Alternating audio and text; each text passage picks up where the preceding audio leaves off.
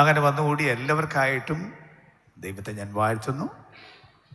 എളമ്പൽ assemblies of God സഭ ദേശത്തോട് സുവിശേഷം പറയാനായി വേർതിരിച്ചിരിക്കുന്ന സമയങ്ങൾ, ദിവസങ്ങളായിരുന്നല്ലോ ഈ ദിവസങ്ങൾ.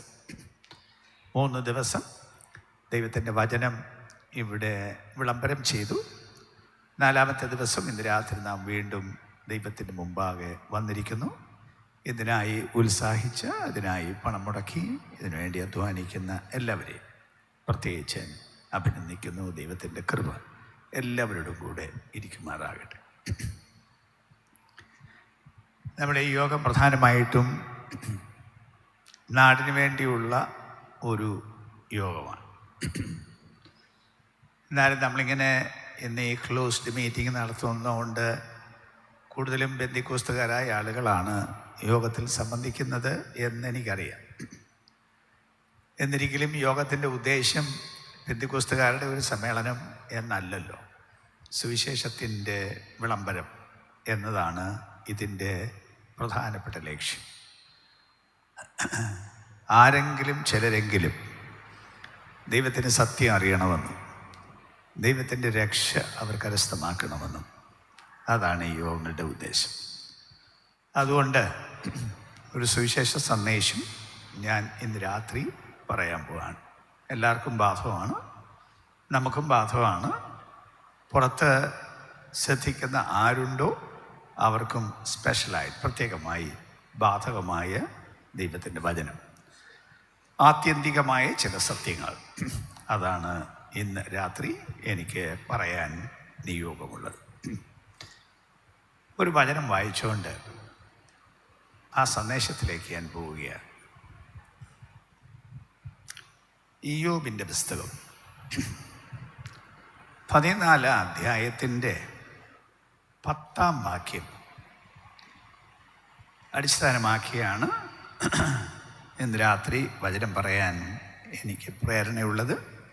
ഇയ്യോബിൻ്റെ പുസ്തകം 14-ാം അധ്യായം അതിൻ്റെ 10-ാമത്തെ വാക്യം ഇങ്ങനെയാണ് വായിക്കുന്നത്. പുരുഷനോ മരിച്ചാൽ ദ്രവിച്ചു പോകുന്നു, മനുഷ്യൻ പ്രാണനെ വിട്ടാൽ പിന്നെ അവൻ എവിടെ? ലോകത്തിന് അത്യാവശ്യമായിട്ട് ഉത്തരം കിട്ടണ്ട, ലോകത്തിലെ മനുഷ്യരെല്ലാവരും വളരെ വ്യക്തമായി അറിഞ്ഞിരിക്കേണ്ട ഒരു കാര്യത്തെക്കുറിച്ചാണ് ഇവിടെ പ്രതിപാദിച്ചത്. അതിനെക്കുറിച്ചുള്ള ചോദ്യമാണ് ഇവിടെ. എല്ലാ മതങ്ങളുടെയും പഠിപ്പില് ഉദ്ദേശം മനുഷ്യൻ്റെ മരണത്തിനപ്പുറത്തുള്ള ജീവിതത്തിൽ ഭദ്രമായ സ്വസ്ഥമായ ഒരു ജീവിതം കിട്ടുക എന്നുള്ളതാണ്. അതാണ് മതത്തിൻ്റെ പഠിപ്പിൽ. അതിനെങ്ങനെ പറ്റും? അപ്പം ഈ കാര്യമാണ് ഒന്നുകൂടെ പറയുന്നത്, മതങ്ങളെല്ലാം പറയുന്നത്, പഠിപ്പിക്കുന്നത്. അതിനപ്പുറത്തുള്ള ലോകത്തെക്കുറിച്ച് മനുഷ്യൻ ധാരാളം സങ്കല്പങ്ങളുണ്ട്, ഓരോരോ ഉപദേശങ്ങൾ അതിനെക്കുറിച്ചുണ്ട്.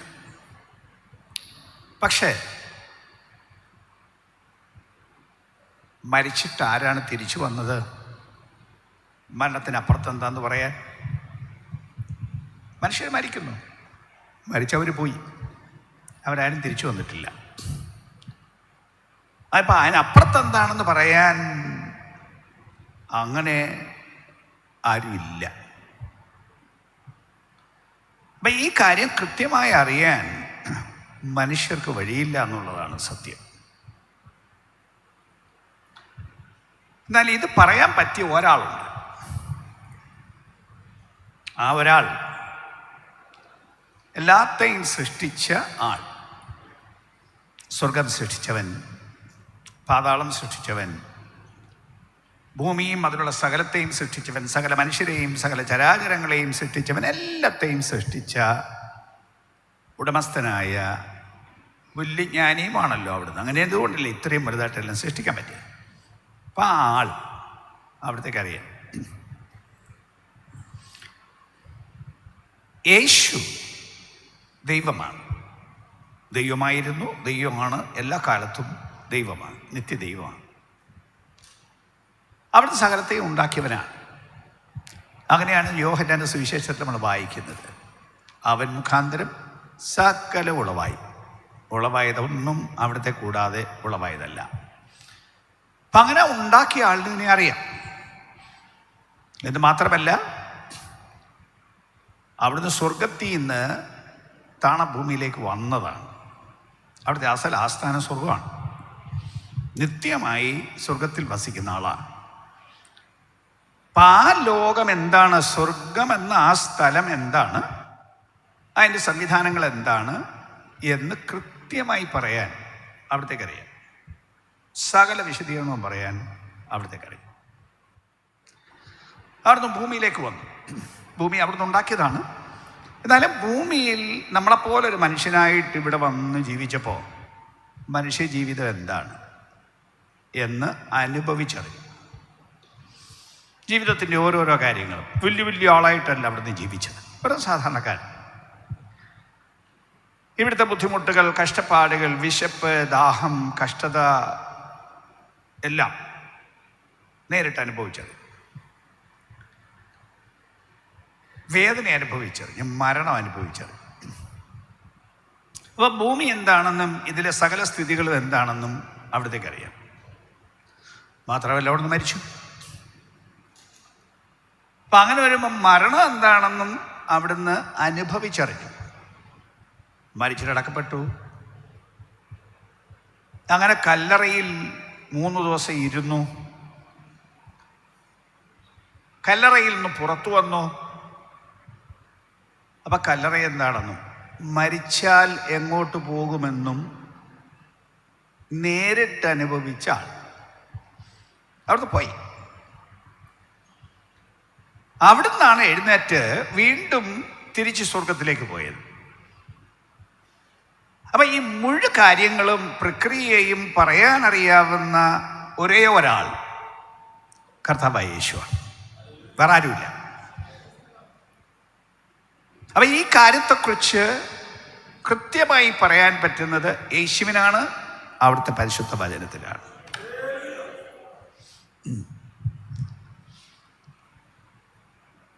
ഞാൻ പറഞ്ഞില്ല, മതത്തിൻ്റെ പ്രധാനപ്പെട്ട ചിന്ത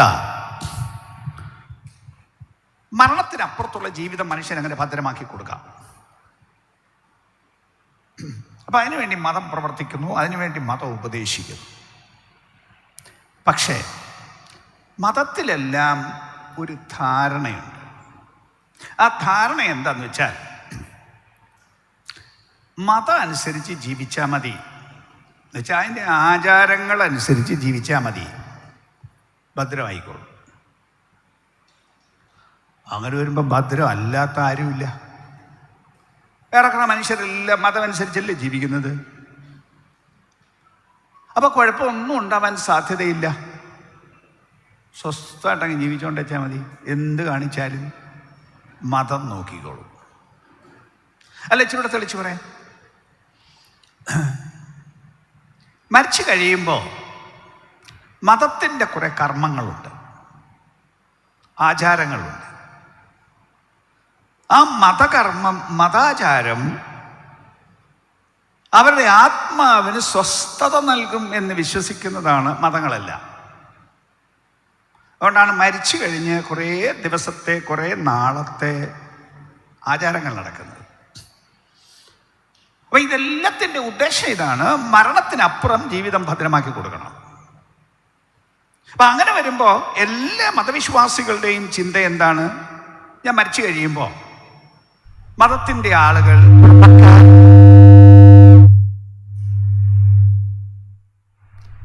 കാര്യമൊക്കെ നോക്കി ശരിയാക്കിക്കോളും, എനിക്ക് കുഴപ്പമൊന്നും സംഭവിക്കില്ല, അപ്പം ആർക്കും പേടിക്കാനൊന്നുമില്ല. ക്രിസ്തീയ മതം അങ്ങനെയൊക്കെ തന്നെ. മറ്റ് മതങ്ങൾ മാത്രമല്ല, ക്രിസ്തീയ മതത്തിലും ഇത് തന്നെയാണ് ധാരണ. എന്ന് ഞാൻ പറഞ്ഞാൽ, ബഹുഭൂരിപക്ഷം വരുന്ന ക്രിസ്ത്യാനികൾ അവരെല്ലാം വിശ്വസിക്കുന്നത് ഞാൻ പറഞ്ഞില്ല, ബഹുഭൂരിപക്ഷം വരുന്ന ക്രിസ്ത്യാനികൾ, എല്ലാവരും അല്ല എങ്കിലും ബഹുഭൂരിപക്ഷം വരുന്ന ക്രിസ്ത്യാനികൾ വിശ്വസിക്കുന്നത് മരിച്ചു കഴിഞ്ഞ് സഭയുടെ കുറേ ആചാരങ്ങളുണ്ട്, കർമാനുഷ്ഠാനങ്ങളുണ്ട്, മരണാനന്തര ക്രിയകളുണ്ട്. അപ്പൊ ആ ക്രിയകളിലൂടെ അവരെ രക്ഷിച്ച് കുഴപ്പമുള്ള സ്ഥലത്തു നിന്ന് രക്ഷപ്പെടുത്തി അവരെ സ്വസ്ഥതയിലാക്കിക്കോളും. ഒരു ശുദ്ധീകരണ സ്ഥലമുണ്ട്, അവിടെ വെച്ചൊക്കെ ശുദ്ധീകരിച്ച് റെഡിയാക്കി അങ്ങ് വിട്ടോളും.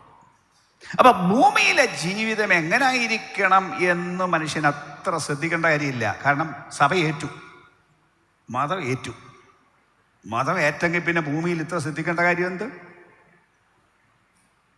ഇതാണ് മതം. നമ്മളിലെ എല്ലാ മതങ്ങളും ഇത് തന്നെ. എന്നാൽ ഈ വേദപുസ്തകം പറയുന്ന ഒരു മതമല്ല. ഈ വേദപുസ്തകം പറയുന്നത് ദൈവത്തിൻ്റെ ആത്യന്തിക സത്യമാണ്. ആ സത്യം ഇക്കാര്യങ്ങൾ വളരെ വ്യക്തമായി വിശദീകരിച്ച് പറയും. അതിനെക്കുറിച്ചുള്ള ചോദ്യവും അതിൻ്റെ വചനത്തിലുള്ള പെട്ടെന്നുള്ള ചില ഉത്തരങ്ങളും, ഒത്തിരി വിശദമല്ല, കാരണം സ്വല്പ സമയമാണല്ലോ ഞാൻ ഇത് പറയുന്നത്. വിശദമായി വേദപുസ്തകം പറയുന്നുണ്ട് എങ്കിൽ അത്യാവശ്യമായി നമ്മളും ഇന്ന് പൊതുലോകത്തിൽ എവിടെയെങ്കിലും കേൾക്കുന്നവരും അല്ല, ഇത് ഓൺലൈൻ പോകുന്നുണ്ടല്ലോ, അവരും അറിയേണ്ട അത്യാവശ്യമുള്ള കാര്യം. അപ്പം ചോദ്യം എന്താണ്? പ്രധാനപ്പെട്ട ചോദ്യം ചോദിക്കുകയാണ്, പുരുഷനോ മരിച്ചാൽ ദ്രവിച്ചു പോകുന്നു. പുരുഷനോ എന്ന് പറഞ്ഞാൽ മനുഷ്യരെന്ന അർത്ഥത്തിൽ, ആണായാലും പെണ്ണായാലും, മരിച്ചാൽ ദ്രവിച്ചു പോകുന്നു. മനുഷ്യൻ പ്രാണനെ വിട്ടാൽ പിന്നെ അവൻ എവിടെ? ആ ചോദ്യം ഒന്നുകൂടെ ആലോചിച്ച് നോക്കൂ. പുരുഷനോ മരിച്ചാൽ ദ്രവിച്ചു പോകുന്നു. ഉത്തരം അവിടെ തന്നെ പറഞ്ഞിട്ടില്ലേ? പറഞ്ഞിട്ടുണ്ടല്ലോ, മരിച്ചാൽ ദ്രവിച്ചു പോകുന്നു. പിന്നെന്താണ് ഈ ചോദിക്കുന്നത്? മനുഷ്യൻ പ്രാണനെ വിട്ടാൽ പിന്നെ അവൻ എവിടെ? വല്ല അതിൻ്റെ അർത്ഥം ദ്രവിച്ചു പോകുന്നത് ശരീരമാണ്. ശരീരത്തിനകത്ത് ഒരാളിരിപ്പുണ്ട് ജീവിച്ചിരിക്കുമ്പോൾ. മരണം എന്ന് പറയുന്ന അകത്തിരിക്കുന്ന ആൾ ശരീരത്തിൽ നിന്ന് ഇറങ്ങിപ്പോകുന്നതാണ് മരണം എന്ന് പറയുന്നത്. അപ്പം മരിച്ച ആൾ, ആ ശരീരം, പിന്നെ ശരീരമേ നമ്മുടെ മുമ്പിലുള്ളൂ. നമ്മൾ പിന്നെ കൊണ്ടുപോയി അടക്കണം, കാരണം അത് വെച്ചേക്കാൻ കൊള്ളില്ല. അപ്പം അങ്ങനെ നമ്മൾ കൊണ്ടുപോയി അടക്കുന്നു. അടക്കിയാൽ അത് ദ്രവിച്ചു പോകുമെന്ന് നമുക്കറിയാം. അല്ല, പിന്നെ പോയി മാന്തി നോക്കിയാൽ അത് ദ്രവിച്ചതായി കാണും. ഇന്നത്തെ കാലം ഒരേ കുഴിയിൽ തന്നെ പലരെ അടക്കുന്ന ഒരു കാലമല്ലേ. പിന്നെ ഈ നേരത്തെ അടക്കിയ കല്ലറ ഒന്നുകൂടെ പൊളിച്ച് പഴയ ആളിൻ്റെ ശരീരം നോക്കുമ്പോൾ ശരീരം കുറേ നാൾ കഴിഞ്ഞതാണെങ്കിൽ ഉണ്ടാവില്ല, അവിടെ കുറേ അസ്ഥികൂടങ്ങളായിരിക്കാം കാണുന്നത്. അപ്പോൾ ആ മനുഷ്യർക്കറിയാം ഇന്ന് ദ്രവിച്ചു പോകുന്നു. ഇവൻ നേരിട്ട് കണ്ടറിയാവുന്ന കാര്യമാണ്. ഇന്നത്തെ കാലത്ത് ദ്രവിച്ചു പോകുന്നു. പക്ഷേ മരിച്ചപ്പോൾ നമ്മളൊക്കെ പറയുന്ന ഒരു വാക്കുണ്ട്. ആ വാക്കെന്ന് വെച്ചാൽ എൻ്റെ സാധാരണ ഭാഷയ്ക്ക് പറയുക, നമ്മുടെ വീട്ടിലെ ഏറ്റവും അടുത്ത ആൾ മരിച്ചു, അമ്മ മരിച്ചു, അപ്പം മരിച്ചു, അല്ലെങ്കിൽ ഭർത്താവ് മരിച്ചു, ഭാര്യ മരിച്ചു. മരിച്ചാൽ ഈ വിവരം നമ്മൾ ഏറ്റവും ആദ്യം പറയുന്നത്, വീട്ടിലിപ്പോൾ ഒത്തിരി പേരില്ലല്ലോ, വീട്ടിൽ നമ്മൾ പുറത്തുള്ളവരായിരിക്കും വീട്ടുകാരൊക്കെ, അപ്പോൾ അവരെ ഫോൺ ചെയ്തായിരിക്കും പറയുന്നത്. പറഞ്ഞാൽ ആദ്യം പറയുന്ന പ്രയോഗം അമ്മ പോയി എന്നേ പറയുള്ളൂ. അമ്മ മരിച്ചു എന്നൊക്കെ പിന്നെ പറയുന്നത്. ആദ്യത്തെ പറച്ചിൽ അമ്മ പോയി. ശരിയാണ്, അമ്മ പോയി. അമ്മ അവിടെ ഉണ്ടായിരുന്നു, അമ്മ ആ ശരീരത്തിലുണ്ടായിരുന്നു, അമ്മയങ്ങ് പോയി. അമ്മ ജീവിച്ച ശരീരം മാത്രമേ അവിടെയുള്ളൂ. അപ്പം ഇതാണ് ചോദ്യം, അമ്മ എങ്ങോട്ടാ പോയെന്ന്. അതല്ലേ മനുഷ്യൻ അറിയണ്ടേ, അമ്മ എങ്ങോട്ട് പോയി എന്നറിയണ്ടേ. എങ്ങോട്ട് പോയി എന്ന് ചോദിക്കുമ്പോൾ മനുഷ്യർ പറയുന്ന ചോദ്യത്തിൻ്റെ തന്നെ പശ്ചാത്തലത്തിൽ ഉത്തരം കൂടെ ഒന്ന് പറഞ്ഞിട്ട് ഞാൻ ബാക്കി വിശദീകരിക്കാം. ഇവിടെ പൊതുവെ ഈ മരണസമയത്ത് പ്രാർത്ഥനകൾ പലതും ഈ ആത്മാവിന് നിത്യശാന്തി കൊടുക്കണമേ എന്നുള്ള പ്രാർത്ഥനയാണ് ക്രിസ്തീയ പള്ളികളിലും സാധാരണ കേൾക്കുന്നത്. മറ്റ് ജാതിക്കാരും അങ്ങനെ തന്നെയാണ് പ്രാർത്ഥിക്കുന്നത്, ആത്മാവിന് നിത്യശാന്തി കൊടുക്കണമേ. അപ്പം ആ വാക്കുകൊണ്ട് തന്നെ അർത്ഥമാക്കുന്നത് ശാന്തി ഉള്ള സ്ഥലമുണ്ട്, ശാന്തി ഇല്ലാത്ത സ്ഥലമുണ്ട്. അപ്പം മരിച്ചു കഴിഞ്ഞാൽ ശാന്തി ഉള്ള സ്ഥലത്തേക്ക് പോകാനുള്ള സാധ്യതയുണ്ട്, ശാന്തി ഇല്ലാത്ത സ്ഥലത്ത് പോകാനുള്ള സാധ്യതയും ഉണ്ട്. അപ്പം നമ്മുടെ ആൾ ശാന്തി ഇല്ലാത്ത സ്ഥലത്തായിരിക്കാം പോയിരിക്കുന്നത്. അവിടെ നിന്ന് രക്ഷിച്ച് ശാന്തി ഉള്ളിടത്ത് കൊണ്ടെത്തിക്കണം. ഇതാണ് മരണാനന്തര ചടങ്ങുകളുടെ മുഴുവൻ ഉദ്ദേശം. അടക്ക ശുശ്രൂഷയല്ല ഞാൻ പറയുന്നത്, പിന്നീടുള്ള മരണാനന്തര ചടങ്ങുകൾ സഭകൾക്കും പള്ളികൾക്കും മതങ്ങൾക്കും ഉണ്ടല്ലോ. അപ്പം അതിൻ്റെ എല്ലാം ഉദ്ദേശം വളരെ നല്ല കാര്യമാണ്. മനുഷ്യൻ മരണാനന്തര ജീവിതത്തിന് വേണ്ടി എന്തെങ്കിലും കാര്യം ചെയ്യുന്നു എന്നൊക്കെ പറയുന്നത് കൊള്ളാം എന്ന് തോന്നിയേക്കാം. കാരണം ഭാവി ഭദ്രമാക്കുക എന്നുള്ളത് അത്യാവശ്യ കാര്യമാണ്. എല്ലാ മനുഷ്യരും അങ്ങനല്ലേ? നമ്മൾ സാധാരണ നമ്മുടെ ഭാവി ഭദ്രമാക്കാൻ വളരെ അധ്വാനിക്കുന്ന ആളുകളെല്ലാം മനുഷ്യരെല്ലാവരും. അല്ലാതെ ഉള്ളതുപോലൊക്കെ ജീവിച്ചു പോയാൽ മതി എന്ന ശാസ്ത്രം ഇന്നത്തെ കാലത്ത് വളരെ വളരെ കുറവല്ലേ? കൂലിപ്പണിക്കാരനും തൻ്റെ മക്കളെ കൂലിപ്പണി ചെയ്യണമെന്ന് വിചാരിച്ചല്ലല്ലോ വളർത്തുന്നത്. പാടുപെട്ട് നല്ല സ്കൂളിൽ പഠിപ്പിക്കാൻ വിടുന്നില്ലേ? നല്ല ഇംഗ്ലീഷ് മീഡിയം സ്കൂളുകളിൽ വിടുന്നില്ലേ? നല്ല ടോപ്പ് സ്കൂളുകളിൽ വിടാൻ ഉത്സാഹിക്കുന്നില്ലേ? എങ്ങനെയെങ്കിലും പാടുപെട്ട്. കാരണം മക്കളും ഇതുപോലെ കൂലിപ്പണി ചെയ്ത് ജീവിക്കണ്ട, നല്ല ജോലി ചെയ്ത് നല്ല ശമ്പളം വാങ്ങിച്ച് അന്തസ്സായിട്ട് ജീവിക്കും. കൂലിപ്പണിക്കാരന് അന്തസ് കുറവെന്ന് ഞാൻ പറഞ്ഞു ധരിക്കരുത്. നോ, അങ്ങനൊന്നുമില്ല. എല്ലാ തൊഴിലിനും അന്തസ് ഉണ്ട്. എന്നാലും അത്രയും കഷ്ടപ്പാടും ഒന്നും മക്കൾ അനുഭവിക്കേണ്ട മെച്ചമായ ഒരു ജീവിത സൗകര്യം മക്കൾക്കുണ്ടാകണമെന്ന ആഗ്രഹം ഭൂമിയിലെ സകല മനുഷ്യർക്കുണ്ട്. മലയാളികളായ നമുക്കും ധാരാളമുണ്ട്. അതിനുവേണ്ടി കഠിനാധ്വാനം ചെയ്യുന്നവരാണ് ബാക്കി എല്ലാ മനുഷ്യരെക്കാളും ഈ മലയാളികൾ.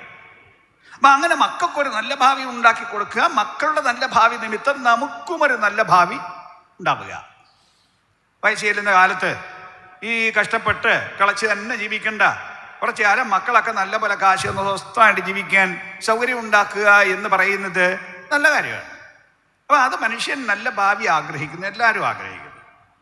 പണ്ട് താമസിച്ച തരം വീടുകളിൽ താമസിക്കാൻ ഇന്ന് ആരാണ് ഇഷ്ടപ്പെടുന്നത്? ഒരു കാലത്ത് നമ്മുടെ ഈ കേരളത്തിൽ കൊച്ചു കൊച്ചു വീടുകളായിരുന്നില്ലേ? ഓലപ്പുരകളായിരുന്നില്ലേ? അത് മാറി കുറെ ഓടിട്ട വീടുകളായി, ഇന്ന് വാർത്ത വീടുകളായി, ഇന്നിപ്പം ബംഗ്ലാവുകളായി. ഇതെല്ലാം ചെയ്തു വരുന്നത് മെച്ചമായ ജീവിതത്തിന് വേണ്ടിയല്ലേ? അപ്പം അങ്ങനെ മെച്ചമായ ജീവിതം ഇവിടുത്തെ കാലത്തിന് വേണ്ടി ആഗ്രഹിക്കുന്നെങ്കിൽ മരിച്ചു കഴിഞ്ഞ് ആ ജീവിതം തീർന്നു പോകുന്നതല്ലല്ലോ. ഇവിടുത്തെ ജീവിതം കുറേ കാലത്തേക്കല്ലേ ഉള്ളൂ. എത്ര കാലം എന്ന് പറയാൻ നമുക്ക് ആർക്കും അറിയത്തില്ലല്ലോ. നമ്മൾ ആരെങ്കിലും എത്ര കാലം ജീവിച്ചിരിക്കുമെന്ന് പറയാൻ ആർക്കെങ്കിലും അറിയാവോ? മരണം എന്നാണെന്ന് ആർക്കറിയാം?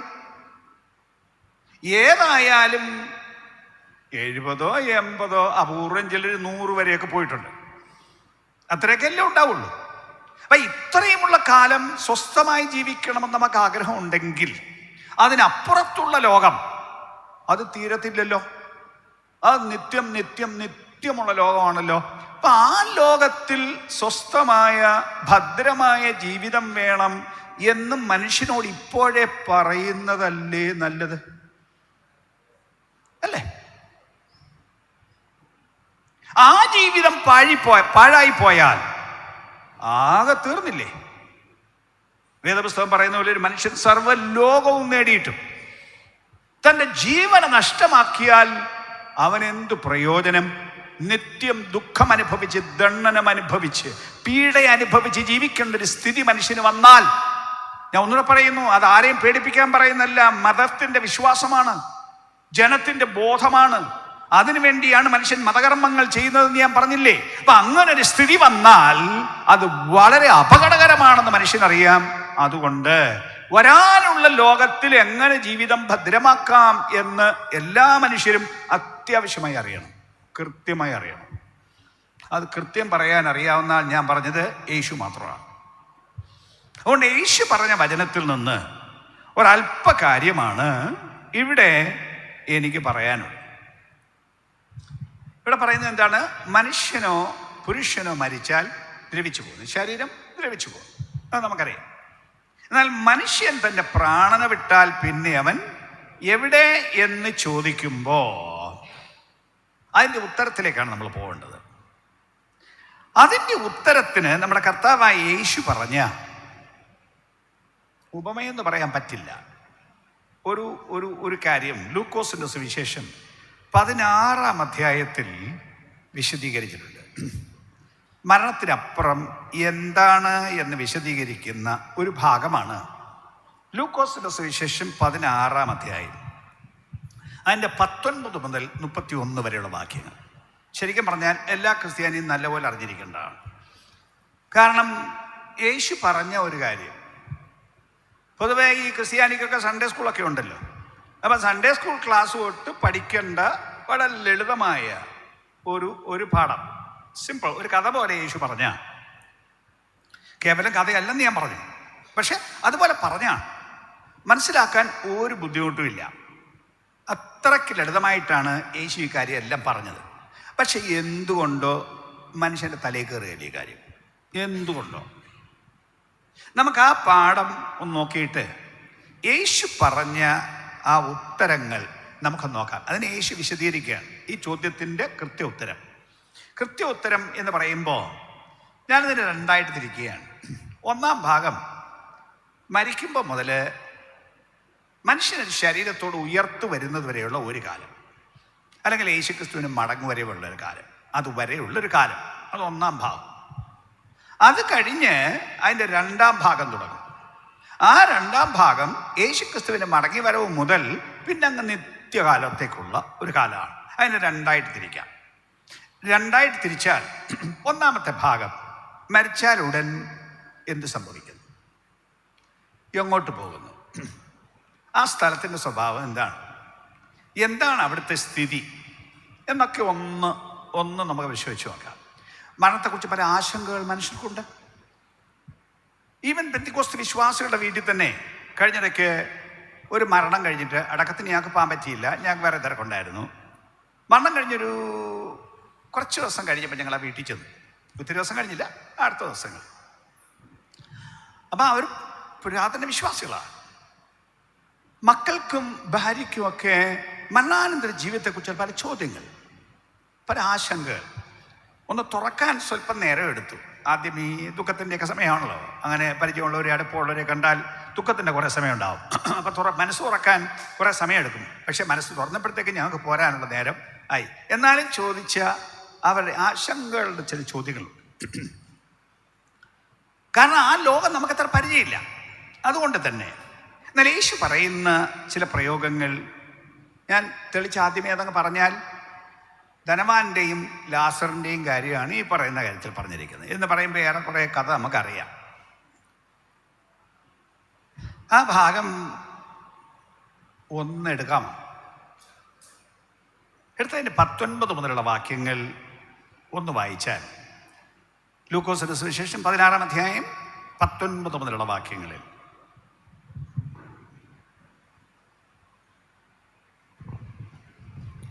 ധനവാനായൊരു മനുഷ്യനുണ്ടായിരുന്നു. അവൻ ധൂമ്രവസ്ത്രവും പട്ടും ധരിച്ച് ദിനംപ്രതി ആഡംബരത്തോടെ സുഖിച്ചുകൊണ്ടിരുന്നു. ലാസർ എന്നു പേരുള്ള ഒരു ദരിദ്രൻ വ്രണം നിറഞ്ഞവനായി അവൻ്റെ പടിപ്പുരക്കൽ കിടന്നു.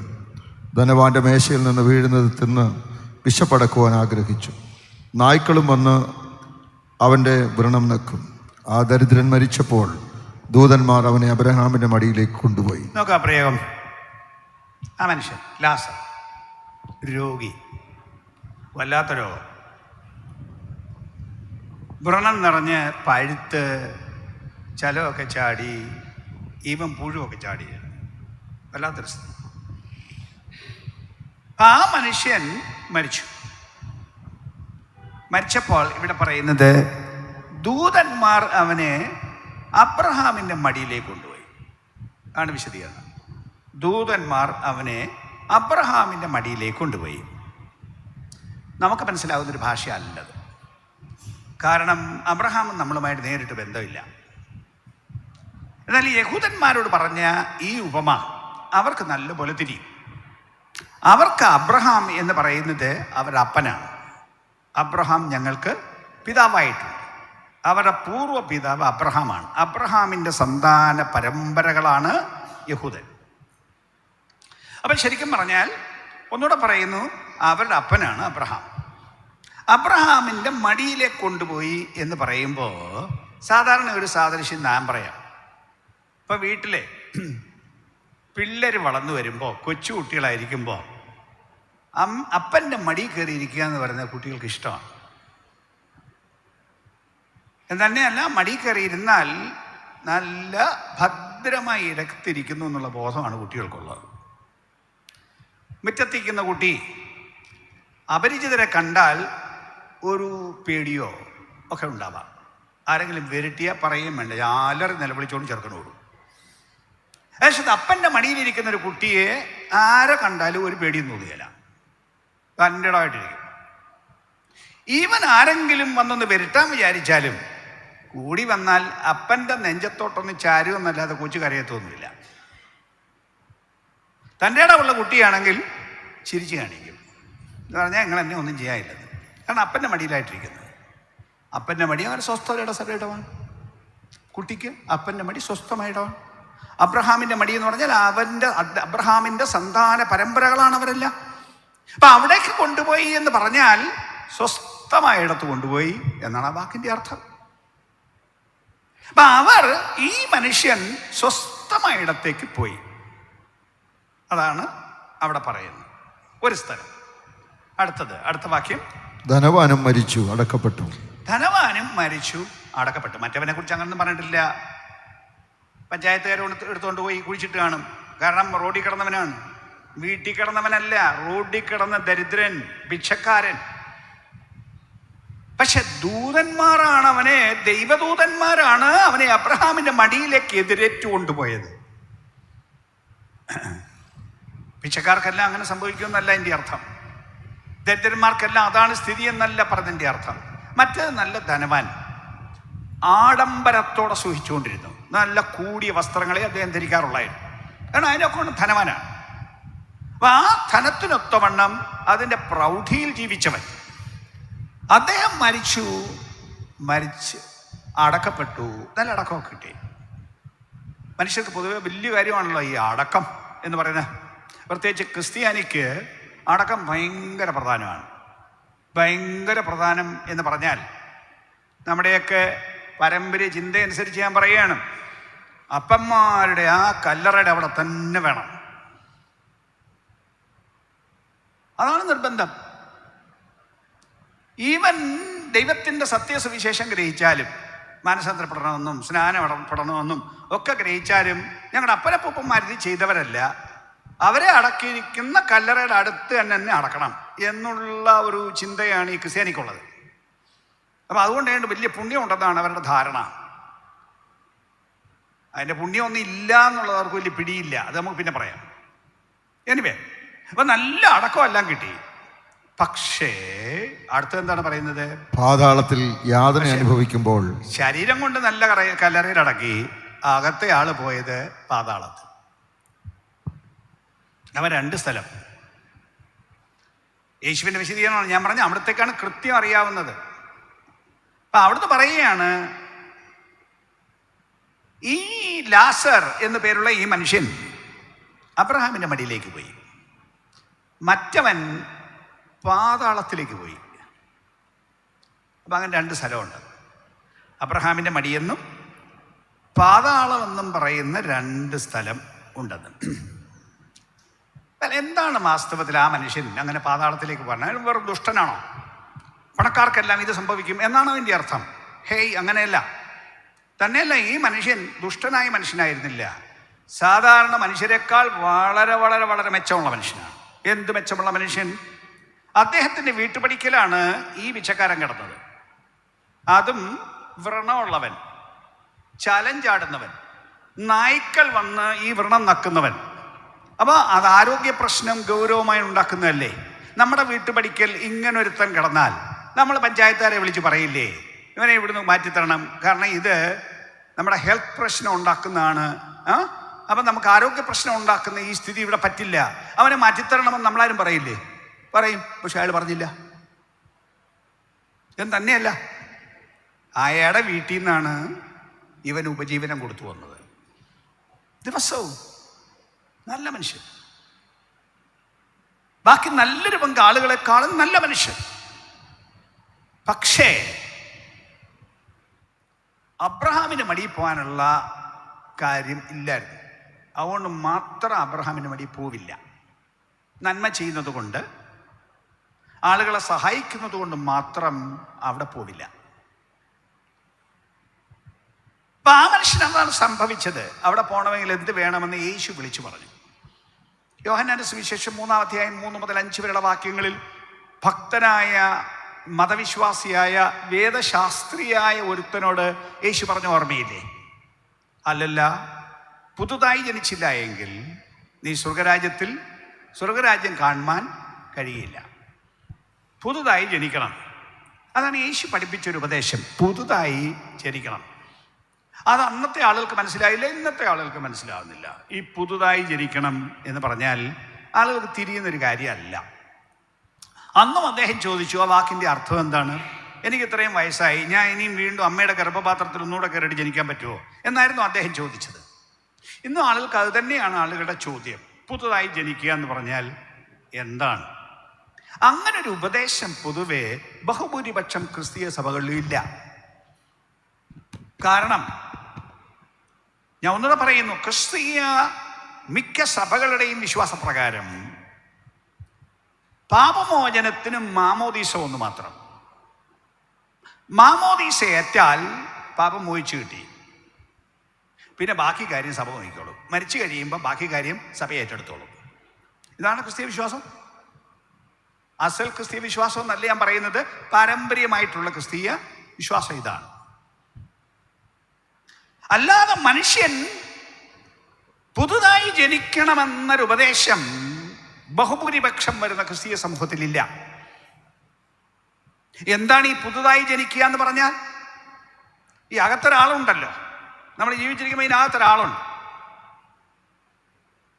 ഈ ആള്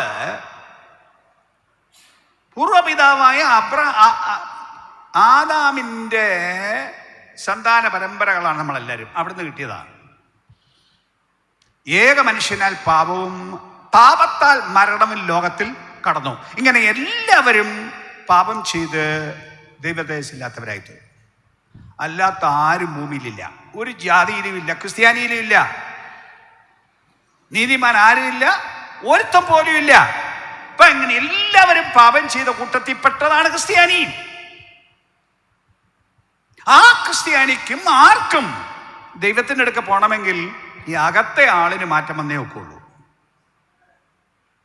അല്ലാതെ ആചാരം കൊണ്ട് പറ്റില്ല, ചടങ്ങ് കൊണ്ട് പറ്റില്ല, കർമാചാരം കൊണ്ട് പറ്റില്ല, കൂദാശകൾ കൊണ്ട് പറ്റില്ല,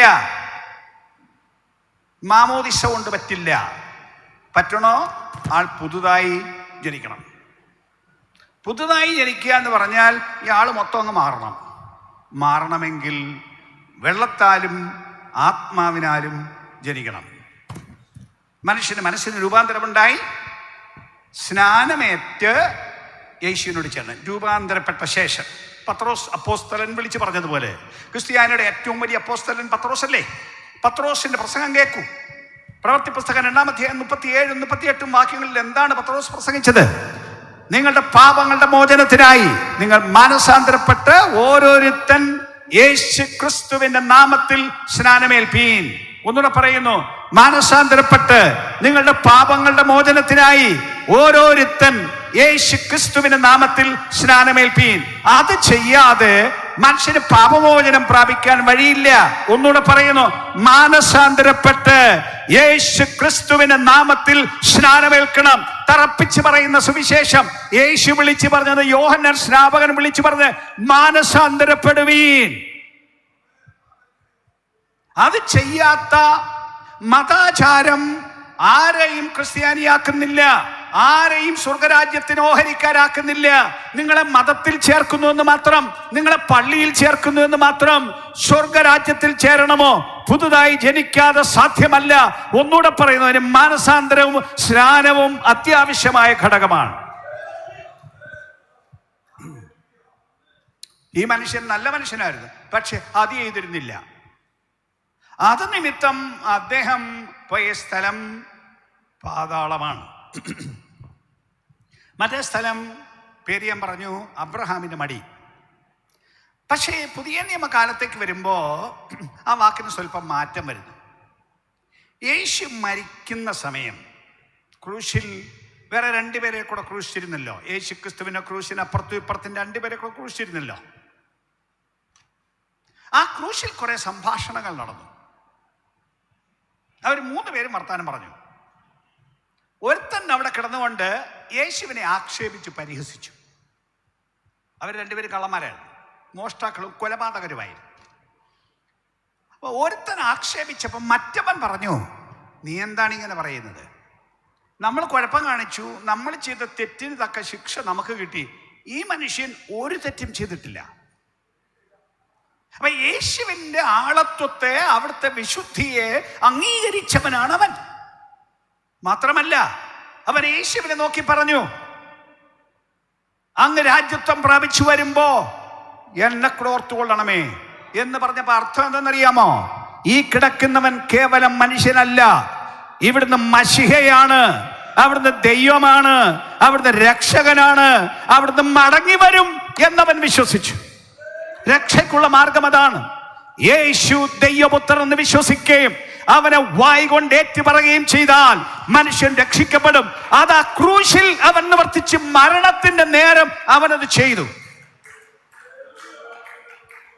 അപ്പോൾ അവനോട് പറയുന്നത് ലൂക്കോസ് 23-ാം അധ്യായത്തിന് 43-ാം വാക്യത്തിൽ യേശു പറഞ്ഞു, ഇന്ന് നീ എന്നോടുകൂടെ പർദീസയിലിരിക്കും. വാക്യം ശ്രദ്ധിക്കണം. ഇന്ന് നീ എന്നോടുകൂടെ പർദീസയിലിരിക്കും എന്ന് യേശു അവനോട് പറഞ്ഞു. മരിക്കാൻ പോവാണ്, താമസിയാതെ മരിക്കും. മരിക്കുമ്പോ എന്നോട് കൂടെ പർദീസയിൽ ഇരിക്കും. അപ്പൊ അബ്രഹാമിന്റെ മടി എന്നതിന് പകരം ഇവിടെ ഉപയോഗിക്കുന്ന പദം പർദീസ എന്നാണ്. പർദീസ എന്താണ് വാസ്തവത്തിൽ ഈ പർദീസ എന്ന് പറയുന്ന കാര്യം എന്ന് വേദപുസ്തകം വിശദീകരിക്കുന്നുണ്ട്. കൊരിന്ത്യർക്ക് എഴുതിയ 2-ാം ലേഖനം 12-ാം അധ്യായം അതിൻ്റെ 2ഉം 3ഉം വാക്യം വായിച്ചാൽ, 2 കൊരിന്ത്യർ 12-ാം അധ്യായത്തിൻ്റെ 2ഉം 3ഉം വാക്യം വായിച്ചാൽ അവിടെ ക്രിസ്തുവിലൊരു മനുഷ്യനെ എനിക്കറിയാം എന്ന് പറഞ്ഞിട്ട് പറയുകയാണ്. അവൻ 14 സംവത്സരം മുമ്പ് 3-ാം സ്വർഗത്തോളം എടുക്കപ്പെട്ടു, പർദീസയോളം എടുക്കപ്പെട്ടു. അപ്പൊ പർദീസ എന്നുള്ളത് മേലോകമാണ്, മേളിലാണ്. അത് 3-ാം സ്വർഗത്തിലാണ്. അത് യേശുവിൻ്റെ കൂടെയുള്ള താമസം. അതല്ലേ പറഞ്ഞു, ഇന്ന് നീ എന്നോടുകൂടെ പർദീസയിൽ ഇരിക്കും. അപ്പൊ യേശുവിൻ്റെ കൂടെ താമസിക്കാൻ പർദീസയിലേക്ക് കൊണ്ടുപോകുമെന്ന് എന്ന് പറഞ്ഞാൽ അല്പം കൂടെ വ്യക്തമാക്കണം. അതായത് ഈ അബ്രഹാമിൻ്റെ മടി എന്നൊക്കെ പറയുമ്പോഴും പഴയ നിയമത്തിൽ ഭക്തന്മാരും പറഞ്ഞിരുന്ന ഒരു പ്രയോഗമുണ്ട്. യാക്കോബിന് തൻ്റെ മോൻ യോസഫ് മരിച്ചുപോയി എന്നൊരു വിവരം കിട്ടി. യോസഫ് മരിച്ചില്ലായിരുന്നു. ചേട്ടന്മാരെല്ലാം കൂടെ പണി പറ്റിച്ച് ഇവനെ വിറ്റതിന് ശേഷം ഒരു മൃഗത്തെ കൊന്നതിൻ്റെ തോലും ഒക്കെ കൊണ്ട് രക്തം പുരട്ടി കൊണ്ടുവന്നാണ്. ആ തോലിൽ രക്തം പുരട്ടി അവൻ്റെ ഉടുപ്പ് കൊണ്ടുവന്നാണ്. തോലല്ല കൊണ്ടുവന്ന് അവൻ്റെ ഉടുപ്പ് കൊണ്ടുവന്നാണ്. എന്നിട്ട് പറഞ്ഞു, നിന്റെ മകനെ ഏതോ ദുഷ്ടമൃഗം തിന്നുപോയി, ഞങ്ങൾക്ക് ഈ ഉടുപ്പ് കണ്ടു കിട്ടി, നിന്റെ മോൻ്റെ ആണോ നോയിക്കോ. അപ്പൊ അങ്ങനെ ദുഃഖിച്ചിരുന്ന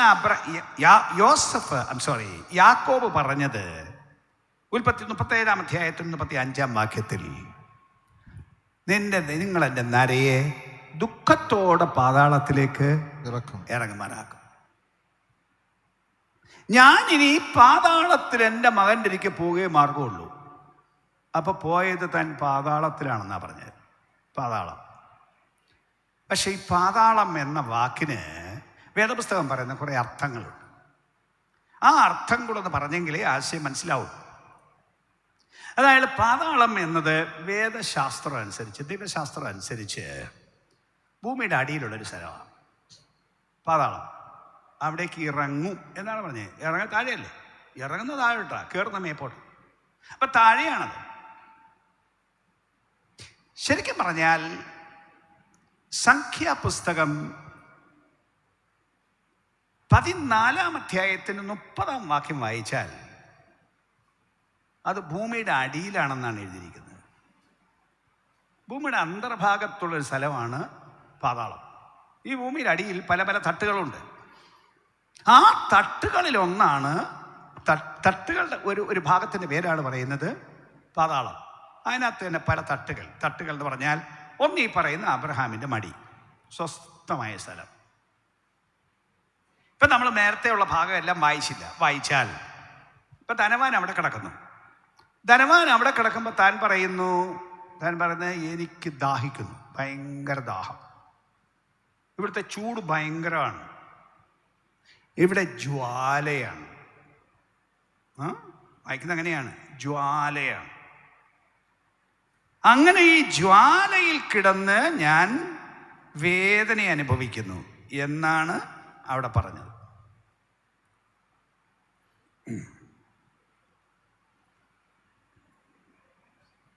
നോക്കൂ, അബ്രഹാം പിതാവേ എന്നോട് കരുണയുണ്ടാകണമേ. ലാസർ വിരലിൻ്റെ അറ്റം വെള്ളത്തിൽ മുക്കി എൻ്റെ നാവിനെ തണുപ്പിക്കേണ്ടതിന് അവനെ അയക്കണമേ. ഞാൻ ഈ ജ്വാലയിൽ കിടന്ന് വേദന അനുഭവിക്കുന്നു എന്ന് വിളിച്ചു പറഞ്ഞു. അപ്പോൾ നമുക്ക് ഭയങ്കര ദാഹം, സഹിക്കാൻ മേലാത്ത ദാഹം. അവിടെ തീയാണെന്ന്, അല്ല നമ്മുടെ ഇപ്പോഴത്തെ കാലത്തെ പോലെ ചൂടാണെന്ന് മാത്രമല്ല, കാലാവസ്ഥ ചൂട് അല്ല, അവിടെ തീയാണ്, അഗ്നിയാണ് അവിടെ, അതിലാണ് കിടക്കുന്നത്. അപ്പൊ അങ്ങനെ ഭയങ്കര വേദനയുടെ സ്ഥലം. അപ്പൊ നോക്കൂ, വേദന അനുഭവിക്കുന്നു.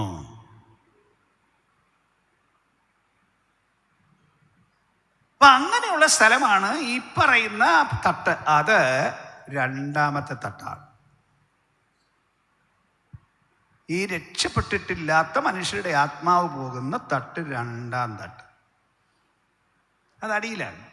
മേലിലാണ് മറ്റത്. നോക്കൂ, 23 വാക്യം. ധനവാനും മരിച്ചടക്കപ്പെട്ട് പാതാളത്തിൽ യാതന അനുഭവിക്കുമ്പോൾ മേലോട്ട് നോക്കി, ദൂരത്ത് നിന്ന് അബ്രഹാമിനെയും അവൻ്റെ മടിയിൽ ലാസറിനെയും കണ്ടു. അപ്പം അത് മേലിലാണ്, ഇത് താഴെയാണ്. താഴത്തെ തട്ടിലാണ് ഈ കഷ്ടം അനുഭവിക്കുന്ന സ്ഥലം. മേളിലത്തെ തട്ട് സ്വസ്ഥമായ സ്ഥലം. ഇനി ഏറ്റവും അടിയിലത്തെ തട്ടുണ്ട്, അത് പിശാചിൻ്റെ ഹെഡ്ക്വാർട്ടേഴ്സാണ്. യേശു പറഞ്ഞ വാക്യം ഓർമ്മയുണ്ടോ? ഞാൻ എൻ്റെ സഭയെ പണിയും, പാതാള ഗോപുരങ്ങൾ അതിനെ ജയിക്കില്ല. അങ്ങനെ പിശാചിൻ്റെ ഹെഡ്ക്വാർട്ടേഴ്സ് ഉണ്ട്. പണ്ട് അയാൾ സ്വർഗത്തിലായിരുന്നു, അയാളെ അവിടെ തട്ടിക്കളഞ്ഞിട്ട് ഇപ്പോൾ ഹെഡ്ക്വാർട്ടേഴ്സ് അങ്ങ് പാതാളത്തിലാണ്. അവിടെ അല്ല താമസമായിക്ക് ഇങ്ങനെ ചുറ്റിക്കിറങ്ങാനുള്ള അനുവാദമൊക്കെ ഉണ്ട്, എങ്കിലും അസൽ ഹെഡ്ക്വാർട്ടേഴ്സ് പാതാളത്തിലാണ്. അപ്പം ഇങ്ങനെ പാതാളം എന്നുള്ളത് ഭൂമിയുടെ അടിയിലുള്ളൊരു സ്ഥലമാണെന്നാണ് വേദപുസ്തകം പറയുന്നത്, തെളിച്ച് പറയുന്നതാണ്. അപ്പം അവിടേക്കാണ് പണ്ട് പൊയ്ക്കൊണ്ടിരുന്നത്. എന്നാൽ യേശുക്രിസ്തുവിന്റെ ക്രൂശ് മരണത്തോടെ വിശുദ്ധന്മാരുടെ ആത്മാക്കളെ ഭൂമിയുടെ അടിയിൽ തട്ടിലുള്ള ആ തട്ട്, സ്വസ്ഥമായ തട്ടാണ്, എങ്കിലും അവിടെ നിന്ന് മാറ്റി അവരെ ഉയർത്തി കൊണ്ടുപോയി. അതാണ് യേശു പറഞ്ഞത്, ഇന്ന് നീ എന്നോടുകൂടെ പർദീസയിൽ ഇരിക്കും എന്ന് പറയുമ്പോൾ വേറെ ചില വാക്യങ്ങൾ കൂടിയുണ്ട്. എഫെസ് ലേഖനം 4-ാം അധ്യായം അതിന് 7 മുതൽ 10 വരെയുള്ള വാക്യങ്ങൾ പരിശോധിച്ചാൽ യേശു മരിച്ചപ്പോൾ എന്ത് സംഭവിച്ചു എന്ന് പറയുകയാണ്. അവൻ ഭൂമിയുടെ അധോഭാഗങ്ങളിലേക്ക് ഇറങ്ങി, അവൻ ഉയരത്തിൽ കയറി മനുഷ്യർക്ക് ദാനങ്ങളെ കൊടുത്തു എന്ന് പറയുന്നു. എന്നിട്ട് പറയാണ്, കയറി എന്നതിനാൽ അവൻ ഭൂമിയുടെ അധോഭാഗങ്ങളിലേക്ക് ഇറങ്ങി എന്ന് വരുന്നില്ലയോ? ഇറങ്ങിയവൻ സകലത്തെയും നിറയ്ക്കേണ്ടതിന് സ്വർഗാദി സ്വർഗത്തിന് മീതെ കയറിയവനുമാകുന്നു. യേശു മരിച്ചിട്ട് പാതാളത്തിൽ പോയി. എല്ലാവരും പാതാളത്തിൽ പോന്നു, അവനും പാതാളത്തിൽ പോയി. അവിടെ നിന്ന് അവിടെ പാർത്തിരുന്ന വിശുദ്ധ ആത്മാക്കളെയും കൂട്ടിക്കൊണ്ട് ഉയരത്തിൽ കയറി അവരുടെ ആത്മാക്കളെ കൊണ്ടെത്തിച്ച സ്ഥലത്തിന് പറയുന്ന പേരാണ് പർദീസ. അത് ഉയരത്തിലാക്കി അവിടെ കൊണ്ട് താമസിപ്പിക്കുന്നതിനാക്കി. അപ്പം 2 സ്ഥലം, ഒന്ന് പാതാളം, മറ്റൊന്ന് പർദീസ. രണ്ടിലേതെങ്കിലും എവിടെങ്കിലും ഒരിടത്തേ പോകുള്ളൂ. ഒരിടം സ്വസ്ഥമായ സ്ഥലമാണ്. നോക്കൂ, ആ വാക്യം ഒന്നുകൂടെ നോക്കാം. അബ്രഹാം, മകനെ, നിന്റെ ആയുസ്സിൽ നീ നന്മയും ലാസർ അവനും തിന്മയും പ്രാപിച്ചു എന്നോർക്കുക. ഇപ്പോൾ അവൻ ഇവിടെ ആശ്വസിക്കുന്നു, നീയോ വേദന അനുഭവിക്കുന്നു. അപ്പൊ ആ സ്ഥലം ആശ്വാസത്തിന്റെ സ്ഥലമാണ്. പർദീസ സ്ഥലം ആശ്വാസത്തിൻ്റെ സ്ഥലമാണ്. അവിടെ മാത്രമല്ല, മറ്റു വാക്യങ്ങൾ നോക്കണം. പണ്ട് ദാനിയേലിനോട് പറഞ്ഞൊരു പ്രയോഗമുണ്ട്. ദൈവം പറഞ്ഞു, മരണത്തിൻ്റെ സമയത്ത് പറഞ്ഞു വിടുന്ന യാത്രാമൊഴിയുണ്ട്. പറഞ്ഞത് ഇങ്ങനെയാണ്, ദാനിയേലിനോട് പറഞ്ഞു, നീയോ പോയി വിശ്രമിച്ചു കൊള്ളുക, കാലാവസാനത്തികൾ നിന്റെ ഓഹരി ലഭിപ്പാൻ എഴുന്നേറ്റ് വരും. പോകുന്നത് വിശ്രമത്തിനാണ്. വെളിപ്പാട് പുസ്തകം 14 അധ്യായം 13 വാക്യം, ഇന്നു മുതൽ ക്രിസ്തുവിൽ മരിക്കുന്ന മൃതന്മാർ ഭാഗ്യവാന്മാർ, അതേ അവർ തങ്ങളുടെ പ്രയത്നങ്ങളിൽ നിന്ന് വിശ്രമിക്കേണ്ടതാകുന്നു. അപ്പൊ അവർ പോകുന്ന സ്ഥലം വിശ്രമത്തിന്റെ സ്ഥലമാണ്. ജോലി കഴിഞ്ഞു, പൗലോസ് പറഞ്ഞ നല്ല പോർ പൊരുതു, ഓട്ടം തികച്ചു, ജോലി കഴിഞ്ഞു. അത് കഴിഞ്ഞിട്ട് അവർ വിശ്രമത്തിലേക്ക് പോവുകയാണ്. മരിക്കുന്ന സകല ഭക്തന്മാർക്ക് സംഭവിക്കുന്നത് അധ്വാനം കഴിഞ്ഞ് വിശ്രമത്തിനായി ദൈവം കൊണ്ടുപോവുകയാണ്. ആ സ്ഥലത്ത് പർദീസയിൽ സ്വസ്ഥമായി വിശ്രമിക്കുകയാണ്. വേറൊരു പണിക്ക് പോകുന്നില്ല. അവർ ശാന്തതയുള്ള സ്ഥലം, സ്വസ്ഥത അനുഭവിക്കുന്ന സ്ഥലം.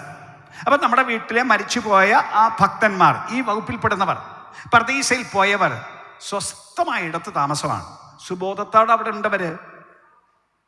തമ്മിൽ കാണാം, അവർക്ക് മരിച്ചവർക്ക് തമ്മിൽ കാണാം. അതിലേ പറയുന്നത്, ദൂരത്ത് നിന്ന് ധനവാൻ ലാസറിനെ കണ്ടു.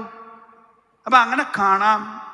ബോധപൂർവം ജീവിക്കുന്നു, മറ്റവനും ബോധപൂർവം ജീവിക്കുന്നു. ഈ പീഡ അനുഭവിക്കുന്നവനും വേദന അനുഭവിക്കുന്നു. ഭയങ്കര വേദനയാണ്, സഹിക്കാൻ മേലാത്തതാണ് എന്നൊക്കെ വിളിച്ചു പറയുന്നു.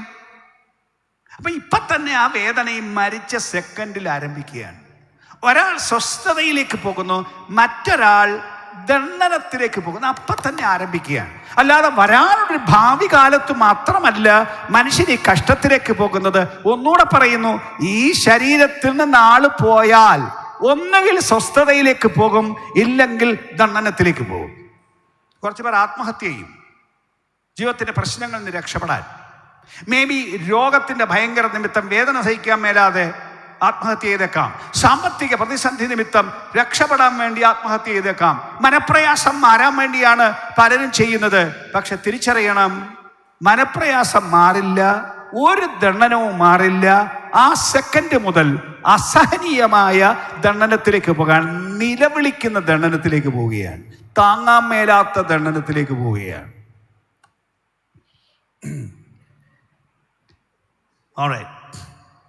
അപ്പൊ നോക്കൂ, ആളുകളുടെ മതവിശ്വാസത്തിന്റെ കാര്യങ്ങൾ നമ്മൾ പറഞ്ഞു വരുന്നത്, അതും കൂടെ ചേർത്താണ് പറയുന്നത് ഇവിടെ. അപ്പൊ എന്താണ് അദ്ദേഹം പറയുന്നത്? അബ്രഹാം പിതാവേ, എനിക്ക് ദാഹം സഹിക്കാൻ മേല, അവനെ ഇങ്ങോട്ട് വിടണം, ഒരു തുള്ളി വെള്ളം എൻ്റെ നാവിനെ ഒന്ന് തൊടിയിക്കണം. അത്രയ്ക്ക് അസഹനീയമായ ബുദ്ധിമുട്ടാണ്. എന്താണ് മറുപടി? അത്രയുമല്ല. 26 വാക്യം, ഞങ്ങൾക്കും നിങ്ങൾക്കും നടുവേ വലിയൊരു പിളർപ്പുണ്ടാക്കിയിരിക്കുന്നു. ഇവിടെ നിന്ന് നിങ്ങളുടെ അടുക്കൽ കടന്നു വരുവാൻ ഇച്ഛിക്കുന്നവർക്ക് കഴിവില്ല, അവിടെ നിന്ന് ഞങ്ങളുടെ അടുക്കൽ കടന്നു വരുവാനും പാടില്ല എന്ന് പറഞ്ഞു. വാക്യം കേൾക്കണേ. നമ്മുടെ ആവശ്യത്തിന് വേണ്ടി വല്ല നാട്ടുകാരോട് പറഞ്ഞു കൊടുക്കാൻ വേണ്ടി കൂടെ കേൾക്കണം. സുവിശേഷം പറയണ്ടേ വല്ലവരോടും? വചനം തെളിച്ച് പറഞ്ഞു കൊടുക്കണ്ടേ? എന്തെങ്കിലും പറഞ്ഞാൽ മതിയോ? വചനം എടുത്ത് പറഞ്ഞു കൊടുക്കണം. അബ്രഹാം പറയുകയാണ്, ഇവിടുന്ന് അങ്ങോട്ടും വരാൻ പറ്റില്ല, അവിടുന്ന് ഇങ്ങോട്ടും വരാൻ പറ്റില്ല. ഭയങ്കര പിളർപ്പാണ്, ഇടയ്ക്ക് ഭയങ്കര ഗർത്തമാണ്, അങ്ങോട്ടും ഇങ്ങോട്ടും പോകാൻ പറ്റില്ല. ഇവിടെയാണ് ക്രിസ്ത്യാനി പറയുന്നത് ശുദ്ധീകരണം കഴിഞ്ഞ് അങ്ങോട്ട് കയറ്റി വിടാമെന്ന്. ആത്യന്തിക വാക്ക് യേശുവിൻ്റെ അല്ലേ? ആ നാട് യേശുവിൻ്റെ അല്ലേ? അവിടെ ആരെ കൊണ്ടുപോകണമെന്ന് തീരുമാനിക്കുന്ന യേശു അല്ലേ? അവിടുത്തെ സംവിധാനങ്ങൾ എന്താണെന്ന് വിശദീകരിക്കുന്ന യേശു അല്ലേ? യേശു തെളിച്ചാണ് പറഞ്ഞത്, അവിടുന്ന് ഇങ്ങോട്ടും ഇവിടുന്ന് അങ്ങോട്ടും വരാൻ പറ്റില്ല, അങ്ങനെ സംവിധാനം ഇല്ല. ഏത് പള്ളിക്കാർ വിചാരിച്ചാലും, ഏത് പട്ടക്കാരൻ വിചാരിച്ചാലും കൊണ്ടുപോകാൻ ഒരു മാർഗമില്ല. അല്ലാതെ ഞാൻ പറയുമ്പോൾ ഒരു കാര്യം കൂടെ പറയണം. എപ്പോഴാണ് ഈ സ്ഥലത്ത് പോകുന്നതെന്നും കൂടെ പറയണ്ടേ? കാരണം ക്രിസ്ത്യാനിയിൽ ഒരു നല്ല പങ്കിൻ്റെ വിശ്വാസം അനുസരിച്ച് ഈ മരിച്ച ആളിൻ്റെ ആത്മാവ് ഒരു 40 ദിവസം കഴിഞ്ഞെങ്കിൽ സെറ്റിൽ ഡൗൺ ചെയ്യുള്ളൂ, പോയി ഒന്ന് എവിടെയെങ്കിലും ഇരിക്കുകയുള്ളൂ. അതുവരെ ഈ 40 ദിവസം ഇങ്ങനെ കറങ്ങി നടക്കും. കുറേ ക്രിസ്ത്യാനിയുടെ വിശ്വാസം അനുസരിച്ച് ഇടയ്ക്ക് വീട്ടിലൊക്കെ വരും. ഇങ്ങനെ ഫൈനലി 40-ാം ദിവസം വീട്ടിൽ കൊണ്ടുവരും. വീട്ടിൽ കൊണ്ടുവന്നിട്ടാണ് അവസാനത്തെ കർമ്മം ചെയ്ത് ആളെ പറഞ്ഞു വിടുന്നത്.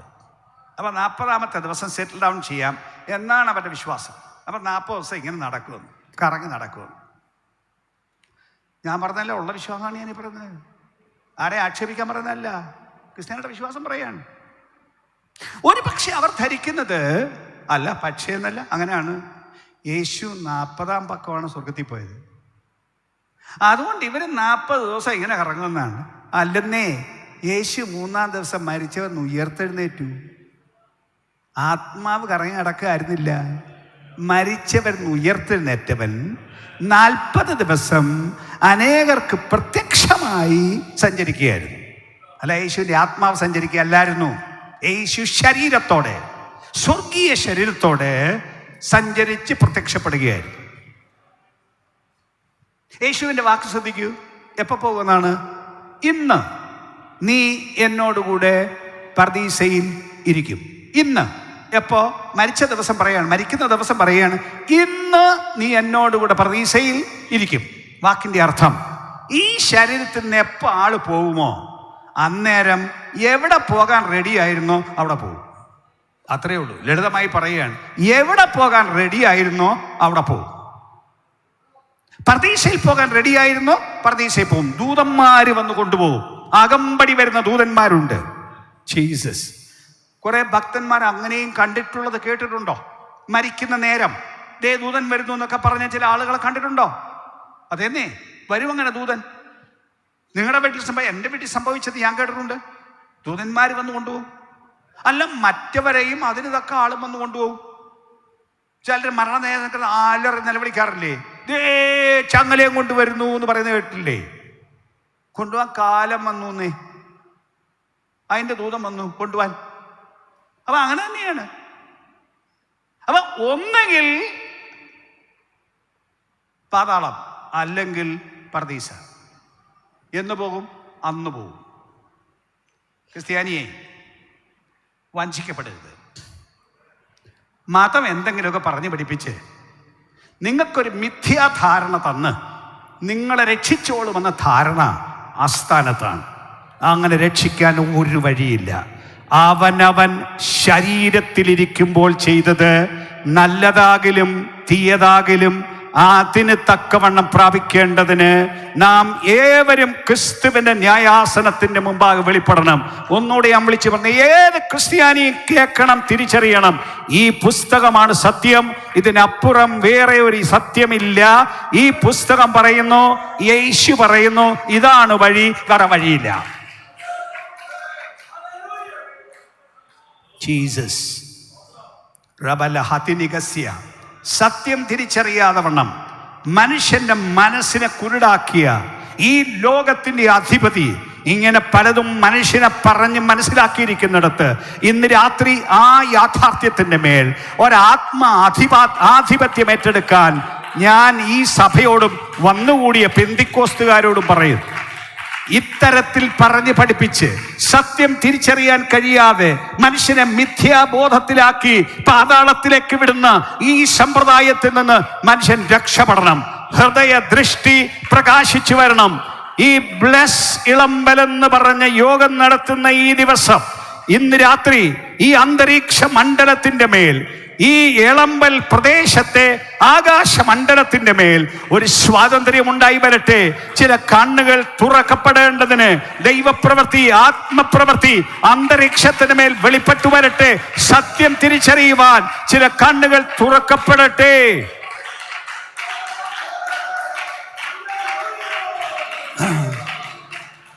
ഞാനിന്ന് രാത്രി വിളിച്ചു പറയുന്നു, മരിച്ച ശേഷം രക്ഷപ്പെടുത്താൻ ഒരു വഴിയുമില്ല, ഒരു മനുഷ്യർക്കും കഴിയില്ല. രക്ഷപ്പെടുന്നത് ഇന്നത്തെ ദിവസം, ജീവനുള്ള ദിവസം, നല്ലപോലെ ശ്വസിക്കുന്ന ദിവസം, സുബോധമുള്ള ദിവസം, വായി തുറന്ന് സംസാരിക്കാൻ കഴിവുള്ള ദിവസം, അന്നേ ദിവസം മാനസാന്തരപ്പെട്ടുകൊള്ളണം, സ്നാനപ്പെടാൻ തീരുമാനിച്ചു കൊള്ളണം. കാലം മാറ്റിവെക്കരുത്. ഇത് പെന്തിക്കോസ്തുകാരുടെ ഉപദേശമല്ല, യേശു പഠിപ്പിച്ച ഉപദേശമാണ്. അപ്പോസ്തലൻ പത്രോസ് പഠിപ്പിച്ച ഉപദേശമാണ്. പൗലോസ് പഠിപ്പിച്ച ഉപദേശമാണ്. പുതുതായി ജനിക്കുവീൻ, അല്ലാതെ വേറെ വഴിയില്ല.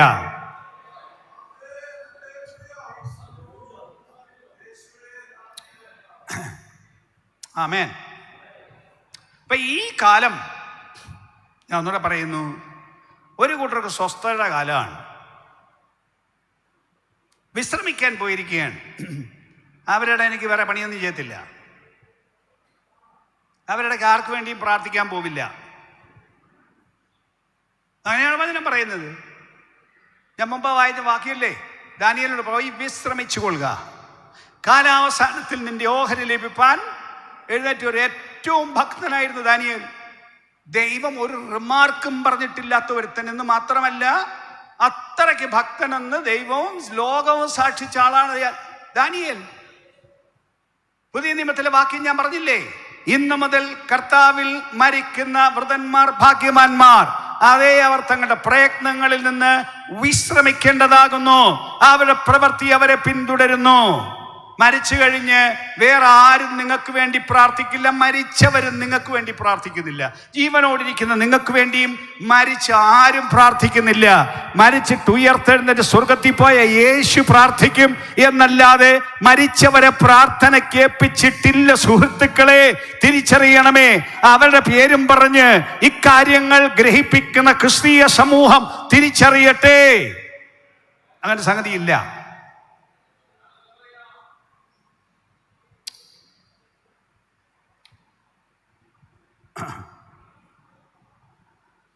ഉള്ള സത്യം ജീവിച്ചിരിക്കുമ്പോൾ തിരിച്ചറിഞ്ഞിരുന്നെങ്കിൽ മാനസാന്തരപ്പെട്ടേനെ. പക്ഷെ മതങ്ങൾ സമ്മതിക്കത്തില്ല മനുഷ്യൻ മാനസാന്തരപ്പെടാൻ. കാരണം ഈ ഭാര്യയെല്ലാം പറഞ്ഞു കൊടുത്ത് തലയ്ക്കകത്ത് കയറ്റിയിരിക്കുന്നത് ഇതാണ്, നിസാരമില്ല, നീ ഇങ്ങനെയൊക്കെ ജീവിച്ചോ, അവസാനം ഞങ്ങളെ ഏറ്റുന്നു. ഒക്കില്ല എന്ന് വചനം തെളിച്ച് പറയുമ്പോൾ ഞാൻ ഒന്നുകൂടെ പറയുന്നത്, ഈ സത്യം നാട്ടുകാരോട് പറയണ്ടേ? വേണ്ടേ? പെന്തിക്കോസ്തുകാരെ പറയണ്ടേ? എല്ലാവരും അറിയണ്ടേ? ഇതെല്ലാ ജാതിയുടെയും പ്രശ്നമാണ്. ക്രിസ്ത്യാനിയുടെ മാത്രം പ്രശ്നമല്ല, എല്ലാ ജാതിയുടെയും പ്രശ്നമാണ്. അതുകൊണ്ടൊരു വലിയ പങ്ക് ജനം ശ്രദ്ധയില്ലാതെ ജീവിച്ച് പാതാളത്തിലേക്ക് നീങ്ങുന്നതിൻ്റെ നടുവിൽ ദേശം മുഴുവൻ വിളിച്ചു പറയാം, രക്ഷിക്കപ്പെടുവാൻ മാനസാന്തരപ്പെടുവിൻ, സ്നാനമേൽക്കുവിൻ, ഇവിടെ വെച്ച് രക്ഷിക്കപ്പെടാതെ വേറൊരു മാർഗമില്ല എന്ന് ദേശത്തോട് വിളിച്ചു പറയാൻ ഉണ്ടാക്കിയ യോഗം. ആ യോഗത്തിൽ ഞാൻ പറഞ്ഞാൽ ഇതിനകത്ത് ഒത്തിരി ആളുകൾ പുറത്തുനിന്ന് വന്നിട്ടില്ലെന്ന് എനിക്കറിയാം. എന്നാലും പുറത്തൊരു ബോക്സ് വെച്ചിട്ടുണ്ടല്ലോ. കേൾക്കുന്നവർ കേൾക്കട്ടെ, ഒരാളെങ്കിലും കേൾക്കട്ടെ. ഒരാളുടെ ആത്മാവ് സകല ലോകത്തെക്കാളും വിലയേറിയതല്ലേ, അവർ കേൾക്കട്ടെ. റീബന ഹസ്യ, ഈ അന്തരീക്ഷം കേൾക്കട്ടെ. ഈ അന്തരീക്ഷത്തിന് മേൽ ഈ ശബ്ദം മുഴങ്ങട്ടെ. അല്ല, ഇത് ഓൺലൈൻ പോകുന്നില്ലേ, ചില ദേഹികൾ കേൾക്കട്ടെ. നാളെയും കേൾക്കാമല്ലോ, ഇന്ന് മാത്രമല്ലോ, നാളെയും കേൾക്കാമല്ലോ. അവിടെയും ചില ഹൃദയങ്ങൾ തുറക്കപ്പെട്ട് ദൈവത്തിന്റെ സത്യം ഗ്രഹിക്കട്ടെ. ആമേൻ. അത് ആദ്യത്തെ ഘട്ടം. രണ്ടാം ഘട്ടം എന്ന് പറഞ്ഞാൽ യേശു തിരിച്ചു വരുന്നവരെ അവിടെ ഇരിക്കും. യേശു വരുമ്പോൾ, ഇനി യേശു വരുമെന്ന് പറഞ്ഞിട്ടില്ലേ, യേശു വരും. എന്നാന്നറിയത്തില്ല, ഒരു ദിവസം അവിടത്തേക്ക് വരും. ആ വരുന്ന ദിവസം അടുത്ത ഘട്ടം ആരംഭിക്കും. അതിനെ ഞാൻ വിശദീകരിക്കുന്നില്ല. ആ ഘട്ടം എന്നത് 1 തെസ്സലോനിക്കർ 4:16-17 വാക്യങ്ങൾ പറയുന്ന കാര്യമാണ്. കർത്താവ് താൻ ഗംഭീരനാദത്തോടും പ്രധാന ദൂതന്റെ ശബ്ദത്തോടും ദൈവത്തിൻ്റെ കാഹളത്തോടും കൂടെ സ്വർഗത്തിൽ നിറങ്ങി വരികയും പിന്നെ ക്രിസ്തുവിൽ മരിച്ചവർ മുമ്പേ ഉയർത്തെഴുന്നേൽക്കും. ജീവനോട് ശേഷിക്കുന്ന നാം അവരോടൊരുമിച്ച് ആകാശത്തിൽ കർത്താവിനെ എതിരേൽപ്പാൻ മേഘങ്ങളിൽ എടുക്കപ്പെടും. ചുരുക്കി പറയാം, വേഗം പറയാം. യേശു വരും. വരുമ്പോൾ യേശുവിൻ്റെ കൂടെ പോകാൻ ഒരുങ്ങിയിരിക്കുന്ന കുറേ ആളുകളുണ്ട്. എങ്ങനെ ഒരുങ്ങി?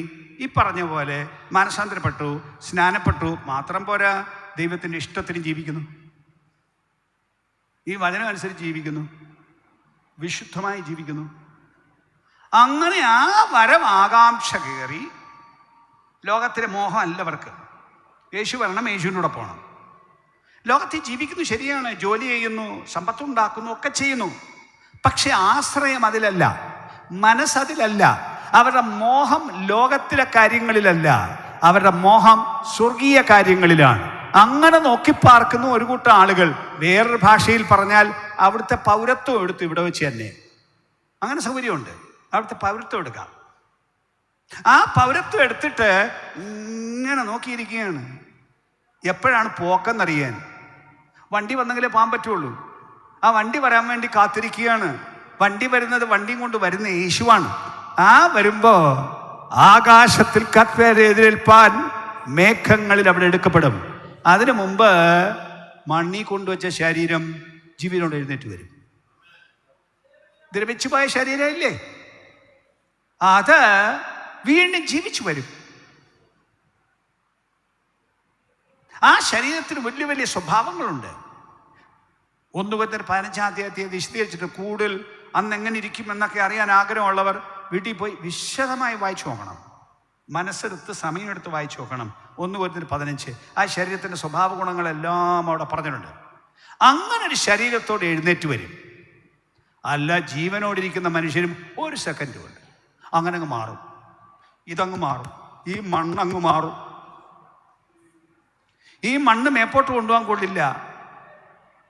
ഈ മണ്ണ് ഭൂമിയിൽ താമസിക്കാനേ ഉള്ളൂ. പക്ഷെ എൻ്റെ വീട്, നിങ്ങളുടെ വീട് ഭൂമിയല്ല, അത് യേശുവിൻ്റെ രാജ്യമായ സ്വർഗമാണ്. അവിടെ കൊണ്ടുപോകാൻ ഈ ശരീരം കൊള്ളില്ല. ഇത് കളഞ്ഞിട്ട് വേറെ ഒരു ശരീരത്തോട്, മഹത്വത്തിൻ്റെ ഒരു ശരീരത്തോട് ആ വീട്ടിൽ കൊണ്ടുപോകും. സ്തോത്രം. അതാണ് ഒന്നാമത്തെ സംഭവം. ആ ശരീരം തരുന്നതാണ്. ശരീരം മാത്രമല്ല, വീട്ടിലും കൊണ്ടുപോകും. വീട്ടിലും കൊണ്ടുപോകുന്നു മാത്രമല്ല, അവിടെ ചുമ്മാതെ കൊണ്ടുപോയി പാട്ടും പാടി അവിടെ അങ്ങ് താമസിപ്പിക്കുകയല്ല. അവിടെ സ്ഥാനവും മാനവും ഒക്കെ കൊടുത്ത് അവരെ മാനിക്കുകയാണ്. എന്ന് പറഞ്ഞാൽ ഭൂമിയിൽ ജീവിച്ചില്ലേ, ജീവിച്ച കാലത്ത് കുറേ പ്രവൃത്തി ചെയ്തില്ലേ, അതെല്ലാം കണക്ക് നോക്കി അതിനുള്ള പ്രതിഫലം കൂടെ കൊടുക്കും. അതൊന്നും കുറേ പേർക്ക് അറിയില്ല. ആളുകൾ ധരിക്കുന്ന ഒരു ദിവസം സ്വർഗത്തിൽ വരും, സ്വർഗം വരും, ഞാനും കൂടെ സ്വർഗത്തിൽ കയറിപ്പോകും എന്ന് മാത്രമാണ് ആളുകൾ ധരിച്ചിരിക്കുന്നത്. അങ്ങനൊന്നും അല്ലെന്നേ. അവിടെ എല്ലാവരും ഒരുപോലെ അല്ല, എല്ലാവരും ഒരേ റാങ്കുകാരല്ല. അവിടെ ആളുകളുടെ തേജസ്സിന് വ്യത്യാസമുണ്ട്, നിലയ്ക്ക് വ്യത്യാസമുണ്ട്, അവസ്ഥയ്ക്ക് വ്യത്യാസമുണ്ട്. ചിലർ അവിടെ സിംഹാസനങ്ങളിലിരിക്കും, രാജാക്കന്മാരെ പോലെ. കുറേ പേര് കിരീടം ധരിച്ചിരിക്കും. പലരുടെയും കിരീടങ്ങൾ തമ്മിൽ വ്യത്യാസം ഉണ്ടാവും. അവരവരുടെ റാങ്കിനനുസരിച്ചുള്ള വ്യത്യാസം കിരീടത്തിലുണ്ടാവും. ഈവൻ വെളിപ്പാട് പുസ്തകം 19 പറഞ്ഞനുസരിച്ച് ഉടുപ്പിന് പോലും വ്യത്യാസം ഉണ്ടാവും. അവിടെ അശ്രാത്തിന് ഉടുപ്പിൻ്റെ ആവശ്യമില്ല, എങ്കിലും സ്പെഷ്യലായിട്ട് ചില ഉടുപ്പ് കൊടുക്കും കുറേ പേർക്ക്. അത് അവരുടെ റാങ്ക് കാണിക്കാനുള്ള ഉടുപ്പാണ്. എന്ന് പറഞ്ഞാൽ പോലീസുകാരൻ്റെ റാങ്ക് അറിയുന്നത് ഈ ചുമലി വെച്ചിരിക്കുന്ന സ്റ്റാർ നോക്കിയല്ലേ. അങ്ങനല്ലേ പട്ടാളക്കാരൻ്റെ റാങ്ക് അറിയുന്നത് അവിടെ ഉടുപ്പെ കാണുന്ന അടയാളം വെച്ചല്ലേ. അങ്ങനെ സ്വർഗത്തിൽ റാങ്ക് വ്യത്യാസമുണ്ട്. ഭൂമി ജീവിച്ചപ്പോൾ അവനവൻ്റെ ആവശ്യത്തിന് പൈസ ഉപയോഗിച്ച ആളുകളുണ്ട്. അവർക്ക് അവിടെ ചെല്ലുമ്പോൾ ഒരു റാങ്കും ഇല്ല. എന്നാൽ ഈ കിട്ടിയ പൈസ പാവപ്പെട്ടവർക്കൂടെ കൊടുത്തവരുണ്ട്, അവർക്കവിടെ റാങ്ക് ഉണ്ടാവും. സുവിശേഷത്തിന് കൊടുത്തവരുണ്ട്, അവർക്കവിടെ റാങ്ക് ഉണ്ടാവും. എല്ലാവരും സമൃദ്ധിയിൽ നിന്നല്ല കൊടുത്തത്. സമൃദ്ധി ഉള്ള ചിലർ കൊടുത്തു, അവർക്ക് അതിൻ്റെ പ്രതിഫലം ഉണ്ടാവും. സമൃദ്ധി ഇല്ലാത്ത ചിലർ കൊടുത്തു. യേശു പറഞ്ഞ ഒരു കഥ കേട്ടിട്ടില്ലേ? ഒരു വിധവ ഒരു ദിവസം അവൾ കൂലിപ്പണി ചെയ്ത് കൊണ്ടുവന്ന പൈസ അത്രയേ ഉള്ളൂ കൊടുക്കാൻ. അവൾക്ക് സമ്പാദ്യമില്ല. ആ പൈസ ഇട്ടു. യേശു പറഞ്ഞത് ഇന്നിട്ട പണത്തിൽ ഏറ്റവും വലിയ പണം അവിടെ പണമാണെന്ന്. വലിയ പണക്കാരൻ ഇട്ടതിനേക്കാൾ ആ ദരിദ്രയായ വിധവയുടെ പണത്തിന് മാനം കൊടുത്ത കർത്താവ് വരുന്നു. ആ ദിവസം ഓരോരുത്തരുടെയും പ്രവൃത്തിക്ക് തക്കവണ്ണം കൊടുത്ത് റാങ്ക് കൊടുക്കാൻ, സ്ഥാനം കൊടുക്കാൻ, ബഹുമാനിക്കാൻ വരുന്നു ആ ദിവസം. അന്നാണ് ദൈവപുത്രന്മാരുടെ വെളിപ്പാടെന്ന് പറയുന്ന ദിവസം. മനുഷ്യരുടെ വലിപ്പം അന്നാ അറിയുന്നത്. ഇവിടെ വെച്ച് ആളുകൾ കൊടുക്കുന്ന മാനമല്ല അവിടുത്തെ മാനം. ഇവിടെ നമ്മുടെ കണ്ണിന് കാണുന്നതനുസരിച്ച് നമ്മൾ മാനം കൊടുക്കുന്നു. ആ മാനം അവിടെ കിട്ടണമെന്നില്ല. ഇവിടെ മാനിക്കപ്പെടാത്ത പലരുണ്ട്. കാരണം മനുഷ്യരുടെ മുമ്പാകെ മാനിക്കത്തക്ക പലതും ഇല്ലായിരിക്കാം. എന്നാൽ ആ സ്വർഗത്തിലെ കണ്ണ് സകലവും കാണുന്നവൻ അവിടുത്തെ കണ്ണിന് തക്കവണ്ണം, സർവജ്ഞാനത്തിന് തക്കവണ്ണം ജനത്തെ മാനിച്ചു. ആ മാനം സ്വല്പനേരത്തേക്കല്ല, അത് നിത്യകാലം. അങ്ങനെ അധികാരത്തിൽ വാഴുന്നൊരു സംഘം ഉണ്ടാവും. ഇതിനാണ് വിളി. മാനസാന്തരപ്പെടാനുള്ള വിളി ഇതിനു വേണ്ടിയാണ്. സ്നാനപ്പെടാനുള്ള വിളി ഇതാണ്. ഇതിനു വേണ്ടി വിളിച്ചിങ്ങോട്ട് ഇറങ്ങിച്ചെന്നാൽ നാട്ടുകാരൻ കളിയാക്കിയെന്ന് വരും, വീട്ടുകാർ കളിയാക്കിയെന്ന് വരും, കൂട്ടുകാർ കളിയാക്കിയെന്ന് വരും, സഭക്കാർ കളിയാക്കിയെന്ന് വരും. എന്നാലും അവർക്ക് ഈ രാജ്യം അറിയില്ല, ഈ രാജ്യത്തിൻ്റെ സംവിധാനം അറിയില്ല. അതുകൊണ്ടാണ് ആ കണക്കാക്ക് അത് അവരുടെ മുമ്പാകെ വെളിപ്പെടുത്തുന്ന ഒരു ദിവസമുണ്ട്. എല്ലാ കണ്ണും കാങ്കെ ദൈവത്തിൻ്റെ ജനത്തെ മാനിക്കുന്ന ഒരു ദിവസമുണ്ട്.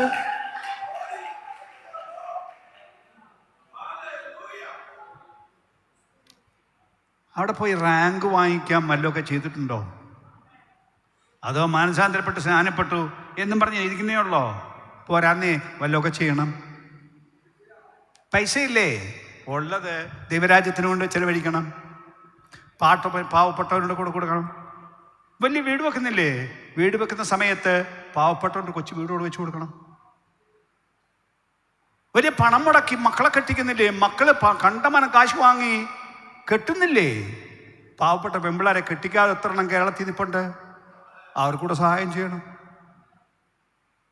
ഉപജീവനത്തിന് വഴിയില്ലാതെ ജീവിക്കുന്നവരില്ലേ, അവരെ കണ്ടിട്ട് കണ്ണുമടച്ചു പോകാതെ ഉള്ളതിൻ്റെ ഒരംശം, ഈവൻ ദരിദ്രൻ്റെ ആവട്ടെ ഒരംശം അവർക്കൂടെ കൊടുത്താൽ അതിന് സ്വർഗരാജ്യത്തിൽ പ്രതിഫലമുണ്ട്. രാത്രി ഇത് പറഞ്ഞ് ഞാൻ നിർത്തുന്നു. ആ രാജ്യം നോക്കി ജീവിക്കണം, ഭാവി നോക്കി ജീവിക്കണം. ഇവിടുത്തെ കാര്യം നോക്കി ജീവിക്കരുത്. ഇവിടുത്തെ കാര്യം നോക്കി ജീവിക്കാൻ നിങ്ങൾ നിരാശപ്പെടും. ആ രാജ്യം വരുന്നു, ആ രാജ്യം വിശ്വാസത്താൽ കാണണം. ആ രാജ്യം ഈ വചനം വായിച്ച് കാണണം, ഇതിന്റെ പ്രസംഗം കേട്ട് ആ രാജ്യം കാണണം. അവിടുത്തെ സംവിധാനം അനുസരിച്ച് ഇന്ന് ജീവിച്ചാൽ ആ ജീവിക്കുന്നവരാണ് വിളിച്ചു പറയുന്നത് ഞങ്ങളുടെ പൗരത്വമോ സ്വർഗത്തിലാകുന്നു.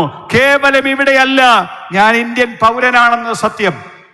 ഞാൻ ഈ രാജ്യത്ത് ജനിച്ചവൻ, ഇന്ത്യൻ പൗരത്വം നിലനിർത്തുന്നവൻ. പക്ഷേ എനിക്ക് വേറൊരു പൗരത്വമുണ്ട്. ആ പൗരത്വം എൻ്റെ 12ാമത്തെ വയസ്സിൽ സ്വീകരിച്ച ഒരു പൗരത്വമാണ്. ആ പൗരത്വത്തെക്കുറിച്ച് എനിക്ക് അന്നുള്ളതിനേക്കാൾ കൂടുതൽ അഭിമാനം. അന്ന് ഞാൻ ബാലനായിരുന്നു, എനിക്ക് ഒത്തിരി അറിയില്ല. ഇന്നും ഒത്തിരി അറിയാമെന്നല്ല, കൂടുതൽ അറിയുന്നു. അറിയുന്നതിന്റെ വെളിച്ചത്തിൽ ആ രാജ്യത്തിന്റെ പൗരനായി തീർന്നതിൽ അഭിമാനത്തോടെ ജീവിക്കുന്നവനാണ് ഞാൻ, അന്തസ്സായി ജീവിക്കുന്നവനാണ് ഞാൻ. ഞാൻ പെന്തിക്കോസ്തുകാരൻ എന്ന് പറയുന്നതിൽ അഭിമാനിക്കുന്നവനാണ്. കാരണം അത് ഈ പുസ്തകത്തിന്റെ വഴിയാണ്, അതുകൊണ്ട് ദൈവത്തിന്റെ വഴിയാണ് അത് എന്നൊന്നുകൊണ്ട് നാട്ടുകാർ പുച്ഛിക്കട്ടെ, കളിയാക്കട്ടെ. യോഹന്നാൻ പറയും നമ്മുടെ അപ്പനെ അറിയത്തില്ല, അതുകൊണ്ട് നമ്മളെ അറിയത്തില്ല എന്ന് പറയും. ദൈവത്തിന്റെ വഴി അറിഞ്ഞെങ്കിലല്ലേ നമ്മളെ കൂടെ മാനിക്കാൻ പറ്റുള്ളൂ. അത് കുഴപ്പമൊന്നുമില്ല, ഇന്നിങ്ങനൊക്കെ മാനിക്കാതെ പോകട്ടെ. ഒന്നുകൂടെ വിളിച്ചു പറയുന്നു, ദൈവപുത്രന്മാരുടെ വെളിപ്പാടിന്റെ ദിവസം വരും. എല്ലാ മനുഷ്യരുടെയും മുമ്പാകെ ദൈവം തന്നെ ജനത്തെ മാനിക്കുന്ന ദിവസം വരും. നമ്മുടെ പാർപ്പ് ഇവിടുന്ന് മാറ്റും, ഈ താൽക്കാലിക ഭൂമിയിൽ നിന്ന് മാറ്റും, ഈ കഷ്ടതയുള്ള ലോകത്തിൽ നിന്ന് മാറ്റും, ഈ ആക്ഷേപം തകർച്ചയുള്ള ലോകത്തിൽ നിന്ന് മാറ്റും.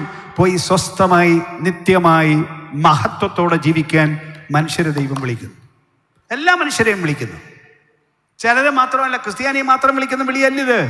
സകല ഗോത്രത്തിൽ നിന്നും, ഭാഷയിൽ നിന്നും, വംശത്തിൽ നിന്നും, ജാതിയിലും നിന്നുള്ളവരെ വിളിക്കുന്നു. യേശുവിന്റെ പുണ്യാഹരക്തത്താൽ അങ്ങനെ വലിയൊരു കൂട്ടത്തെ കഴുകി വിശുദ്ധീകരിച്ചിരിക്കുന്നു. നൂറ്റാണ്ടുകളായി ആ പ്രവൃത്തി നടക്കുന്നു, ഇന്നും നടക്കുന്നു. ഇന്ത്യ രാജ്യത്തും ഇന്നും എല്ലാ ജാതിയിൽ നിന്നും എല്ലാ കുലത്തിൽ നിന്നും യേശു വിളിച്ച് വിശുദ്ധീകരിച്ച ജനമുണ്ട്. ഏത് ബ്രാഹ്മണ കുലത്തിൽ നിന്ന് തുടങ്ങി ഏത് കുലത്തിൽ നിന്നും യേശു വിശുദ്ധീകരിച്ച ജനം ഇന്ന് ഇന്ത്യ രാജ്യത്തുമുണ്ട്. ഇന്നും ആ പ്രക്രിയ തുടർന്നുകൊണ്ടിരിക്കുന്നു. സകല ജനവുമേ, നാട്ടുകാരും ഇതിനകത്തിരിക്കുന്നവരുമായുള്ളവരെ, ആ ചോദ്യത്തിന് ഉത്തരം പറയണം. ഇവിടുന്ന് ശരീരത്തിൽ നിന്ന് ആൾ പോയാൽ, നമ്മുടെ ആൾ പോയാൽ എവിടെ പോകും? നല്ല ഉറപ്പ് വേണം. അല്ലാതാരും ജീവിക്കരുത്. ഭാവി ഭദ്രമാക്കണം. ഒന്നുകൂടെ പറയുന്നു, ഭാവി ഭദ്രമാക്കണം. ഇല്ലെങ്കിൽ കുഴപ്പമുണ്ടെന്ന് നേരത്തെ തിരിച്ചറിയണം. തിരിച്ചറിഞ്ഞെങ്കിലേ ഇപ്പം ശരിയാക്കാൻ പറ്റുള്ളൂ. അതുകൊണ്ട് മതവുമൊക്കെ പറയുന്നത് കേട്ട് കണ്ണുമടച്ച് അതിൻ്റെ പുറകെ പോകാതെ ഒന്നുകൂടെ ഞാൻ വിളിച്ചു പറയുന്നു, ഈ വചനം അറിയുവാനായി എൻ്റെ ഹൃദയദൃഷ്ടി തുറക്കണമേ എന്ന് ഒന്ന് പ്രാർത്ഥിക്കൂ. ദൈവം തുറന്നു തരട്ടെ. ഹൃദയങ്ങൾ തുറന്നു വരട്ടെ. ഒരു സ്വല്പസമയം ഒന്ന് എഴുന്നേറ്റ് നിൽക്കാമോ ദയവായി?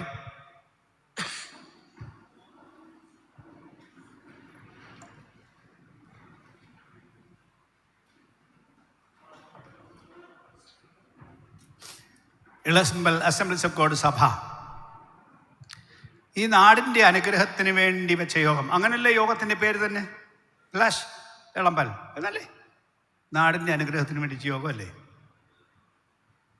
യോഗം നാടിനെ അനുഗ്രഹിക്കണം, നമ്മൾ നാടിനെ അനുഗ്രഹിക്കണം. നാടിൻ്റെ തിന്മ പോണം, നാടിൻ്റെ മേലുള്ള ശാപം നീങ്ങണം, നാടിൻ്റെ മേലുള്ള ദണ്ഡനം നീങ്ങണം, ആളുകളുടെ മേൽ തൂങ്ങുന്ന ദണ്ഡന ശക്തി മാറണം, വരാനുള്ള ശിക്ഷ മാറണം. ഇവിടെ വെച്ചും അവരെ ദണ്ഡിപ്പിക്കുന്ന പൈശാചിക ദണ്ഡനങ്ങളിൽ നിന്ന് ആളുകൾക്ക് വിടുതലുണ്ടാവണം. നാടിനൊരു സ്വാതന്ത്ര്യം ഉണ്ടാവണം. സുവിശേഷത്താൽ അത് സാധിക്കും, ഈ പ്രസംഗത്താൽ സാധിക്കും. ഇവൻ ഈ ആകാശമണ്ഡലത്തിലുള്ള അന്ധകാര ശക്തിയുടെ മേൽ അധികാരമെടുക്കാൻ സഭയ്ക്ക് അധികാരമുണ്ട്. ഒന്നുകൂടെ പറയുന്നു, ഈ ആകാശമണ്ഡലത്തിലെ പിശാചിൻ്റെ ബാധകൾക്ക്, ഏജന്റുമാർ, ഭൂതാത്മാക്കളുടെ മേൽ സഭയ്ക്ക് അധികാരമുണ്ട്. അതിൻ്റെ പ്രവർത്തികളെ നിർത്താൻ, അത് കണ്ണ് കുരുടാക്കിയതിനെ തുറക്കാൻ, അത് പീഡിപ്പിച്ച ആളുകളെ വിട്ടയക്കാൻ, അത് കാരാഗ്രഹത്തിലിട്ടിരിക്കുന്നവരെ, പാപത്തിൻ്റെ പിടിയിലും അതിൻ്റെ കാരാഗ്രഹത്തിൽ വിട്ടിരിക്കുന്നവരെ പുറത്തു കൊണ്ടുവരാൻ അധികാരമുള്ള സമൂഹമാണ് ദൈവത്തിൻ്റെ സഭ. സ്വല്പസമയം ആ അധികാരം ആത്മാവിൽ നിന്ന് ഉപയോഗിക്കണം. ഇറങ്ങിപ്പോകുന്നതിന് മുമ്പ് ഈ വചനങ്ങൾ ഈ ആകാശമണ്ഡലത്തിൽ തന്നെ ക്രിയ ചെയ്ത് ഇതിൻ്റെ വാക്കുകൾ ആവർത്തിച്ച് കേൾക്കാൻ മനുഷ്യരൊരു താല്പര്യമുണ്ടായി. ഹൃദയങ്ങൾ തുറന്നു വരാൻ വേണ്ടി ഇതിനകത്ത് വിശ്വസിക്കുന്നവർ അല്പസമയം ഒന്ന് സ്തോത്രം ചെയ്ത് പ്രാർത്ഥിക്കണം. ഒന്നുകൂടെ പറയുന്നു, സഭയിൽപ്പെട്ടവർ മാത്രമല്ല, നമ്മൾ പലയിടത്തുനിന്ന് വന്നുകൂടിയവരല്ലേ, നമ്മൾ ഈ യോഗത്തിന് വന്നവരല്ലേ, ഈ നാട് രക്ഷിക്കപ്പെടുക നമ്മുടെ ആവശ്യമില്ല. നമ്മളെല്ലാം ഈ പൊന്നൂരും പരിസരത്തുള്ളവരല്ലേ, അതിൻ്റെ ഒരു ഭാഗമല്ലേ ഇളമ്പൽ. നമുക്കിന്ന് രാത്രി ദൈവത്തോടൊന്ന് പ്രാർത്ഥിക്കാം, ആത്മാവിലൊന്ന് പ്രാർത്ഥിക്കാം, പിശാചിൻ്റെ പാതാള ശക്തികളോടൊന്ന് പറയാം, നിങ്ങളുടെ ആധിപത്യം കൊണ്ട് മാറിപ്പോകൂ. യേശുവിൻ്റെ രക്തം ജനത്തെ ശുദ്ധീകരിക്കാൻ ചൊരിഞ്ഞതാണ്. പിശാചെ, നീ മൂടിവെച്ച മനുഷ്യനെ സ്വതന്ത്രമാക്കാൻ യേശു വന്നതാണ്. പിശാചിന്റെ പ്രവർത്തികളെ അഴിക്കാൻ ദൈവപുത്രൻ പ്രത്യക്ഷനായി. യേശു ക്രിസ്തുവിന്റെ ക്രൂശ് മരണത്താൽ അത് സാധിച്ചിരിക്കുകയാണ്. ആ സ്വാതന്ത്ര്യം ദേശത്തിന്റെ മേൽ വരട്ടെ, മൂടപ്പെട്ട ഹൃദയങ്ങളുടെ മേൽ വരട്ടെ. പിശാച് കുരുടാക്കിയ കണ്ണുകൾ ഇന്ന് രാത്രി തുറന്നു വരട്ടെ, ഹൃദയങ്ങൾ തുറന്നു വരട്ടെ. ഈ ദിവസങ്ങളിൽ ആത്മാവിന്റെ ഒരു പ്രവൃത്തി അന്തരീക്ഷത്തിലൂടെ തന്നെ ദേശത്ത് വരുവാനായി സ്വല്പസമയം ജാഗരിച്ച് സ്തോത്രം ചെയ്യൂ. വിശ്വസിച്ച് പ്രാർത്ഥിക്കൂ, വിശ്വസിച്ച് പ്രാർത്ഥിക്കൂ. ആത്മാവിലെ പ്രാർത്ഥനയിൽ ശക്തിയുണ്ട്. ആത്മാവിലെ പ്രാർത്ഥനയിൽ ദേശത്തിന് സ്വാതന്ത്ര്യമുണ്ടെന്നറിയണം. ഞാൻ എടുത്തപ്പോൾ കേവലം യോഗങ്ങളല്ല, അധികാരം ഉപയോഗിക്കുന്ന യോഗമായി തീരണം. കേവലം യോഗം പറഞ്ഞ് പോകാൻ മാത്രമല്ല, ഈ ആകാശ മണ്ഡലത്തോട് കൽപ്പിക്കാൻ, പാമ്പുകളെയും തേളുകളെയും ശത്രുവിൻ്റെ സകല ബലത്തെയും ചവിട്ടാൻ ഞാൻ നിങ്ങൾക്ക് അധികാരം തരുന്നു എന്ന് പറഞ്ഞവൻ ഇന്ന് രാത്രി നൽകിയിരിക്കുന്ന അധികാരം ഉപയോഗിക്കണം. പൗലോസ് പറഞ്ഞതുപോലെ, പൗലോസിനെ വിളിച്ച് നിയോഗിച്ചതുപോലെ കുരുട്ട് കണ്ണുകളെ തുറക്കാൻ ഞാൻ നിന്നെ നിയമിച്ചിരിക്കുന്നു എന്ന് പൗലോസിനോട് പറഞ്ഞത്, പഴയ നിയമ പ്രവാചകരോട് പറഞ്ഞതുപോലെ ഇന്ന് രാത്രി നമ്മോടും പറയുന്നു. ഇരുട്ടിലിരിക്കുന്നവരുടെ വെളിച്ചത്തിലേക്ക് വരിക എന്ന് പ്രഖ്യാപിക്കാൻ, അധികാരത്തോടെ സംസാരിക്കാൻ, ഇന്ന് രാത്രി ഒരു സ്വല്പസമയം ഈ ആകാശമണ്ഡലത്തോട് സംസാരിക്കുവാൻ, പാതാള ശക്തിയോടെ സംസാരിക്കുവാൻ വിശ്വസിക്കുന്നവരുണ്ടോ? ഉണ്ടെങ്കിൽ അല്പസമയം വായി തുറന്ന് ആത്മാവിൽ പ്രാർത്ഥിച്ച് പാതാള ശക്തിയോടെ കീഴടങ്ങുവാൻ പറയുക. അതിൻ്റെ ശക്തിയുടെ ബലം കെടുത്തുവാൻ ആത്മാവിൽ അല്പസമയം ജാഗരിക്കുക.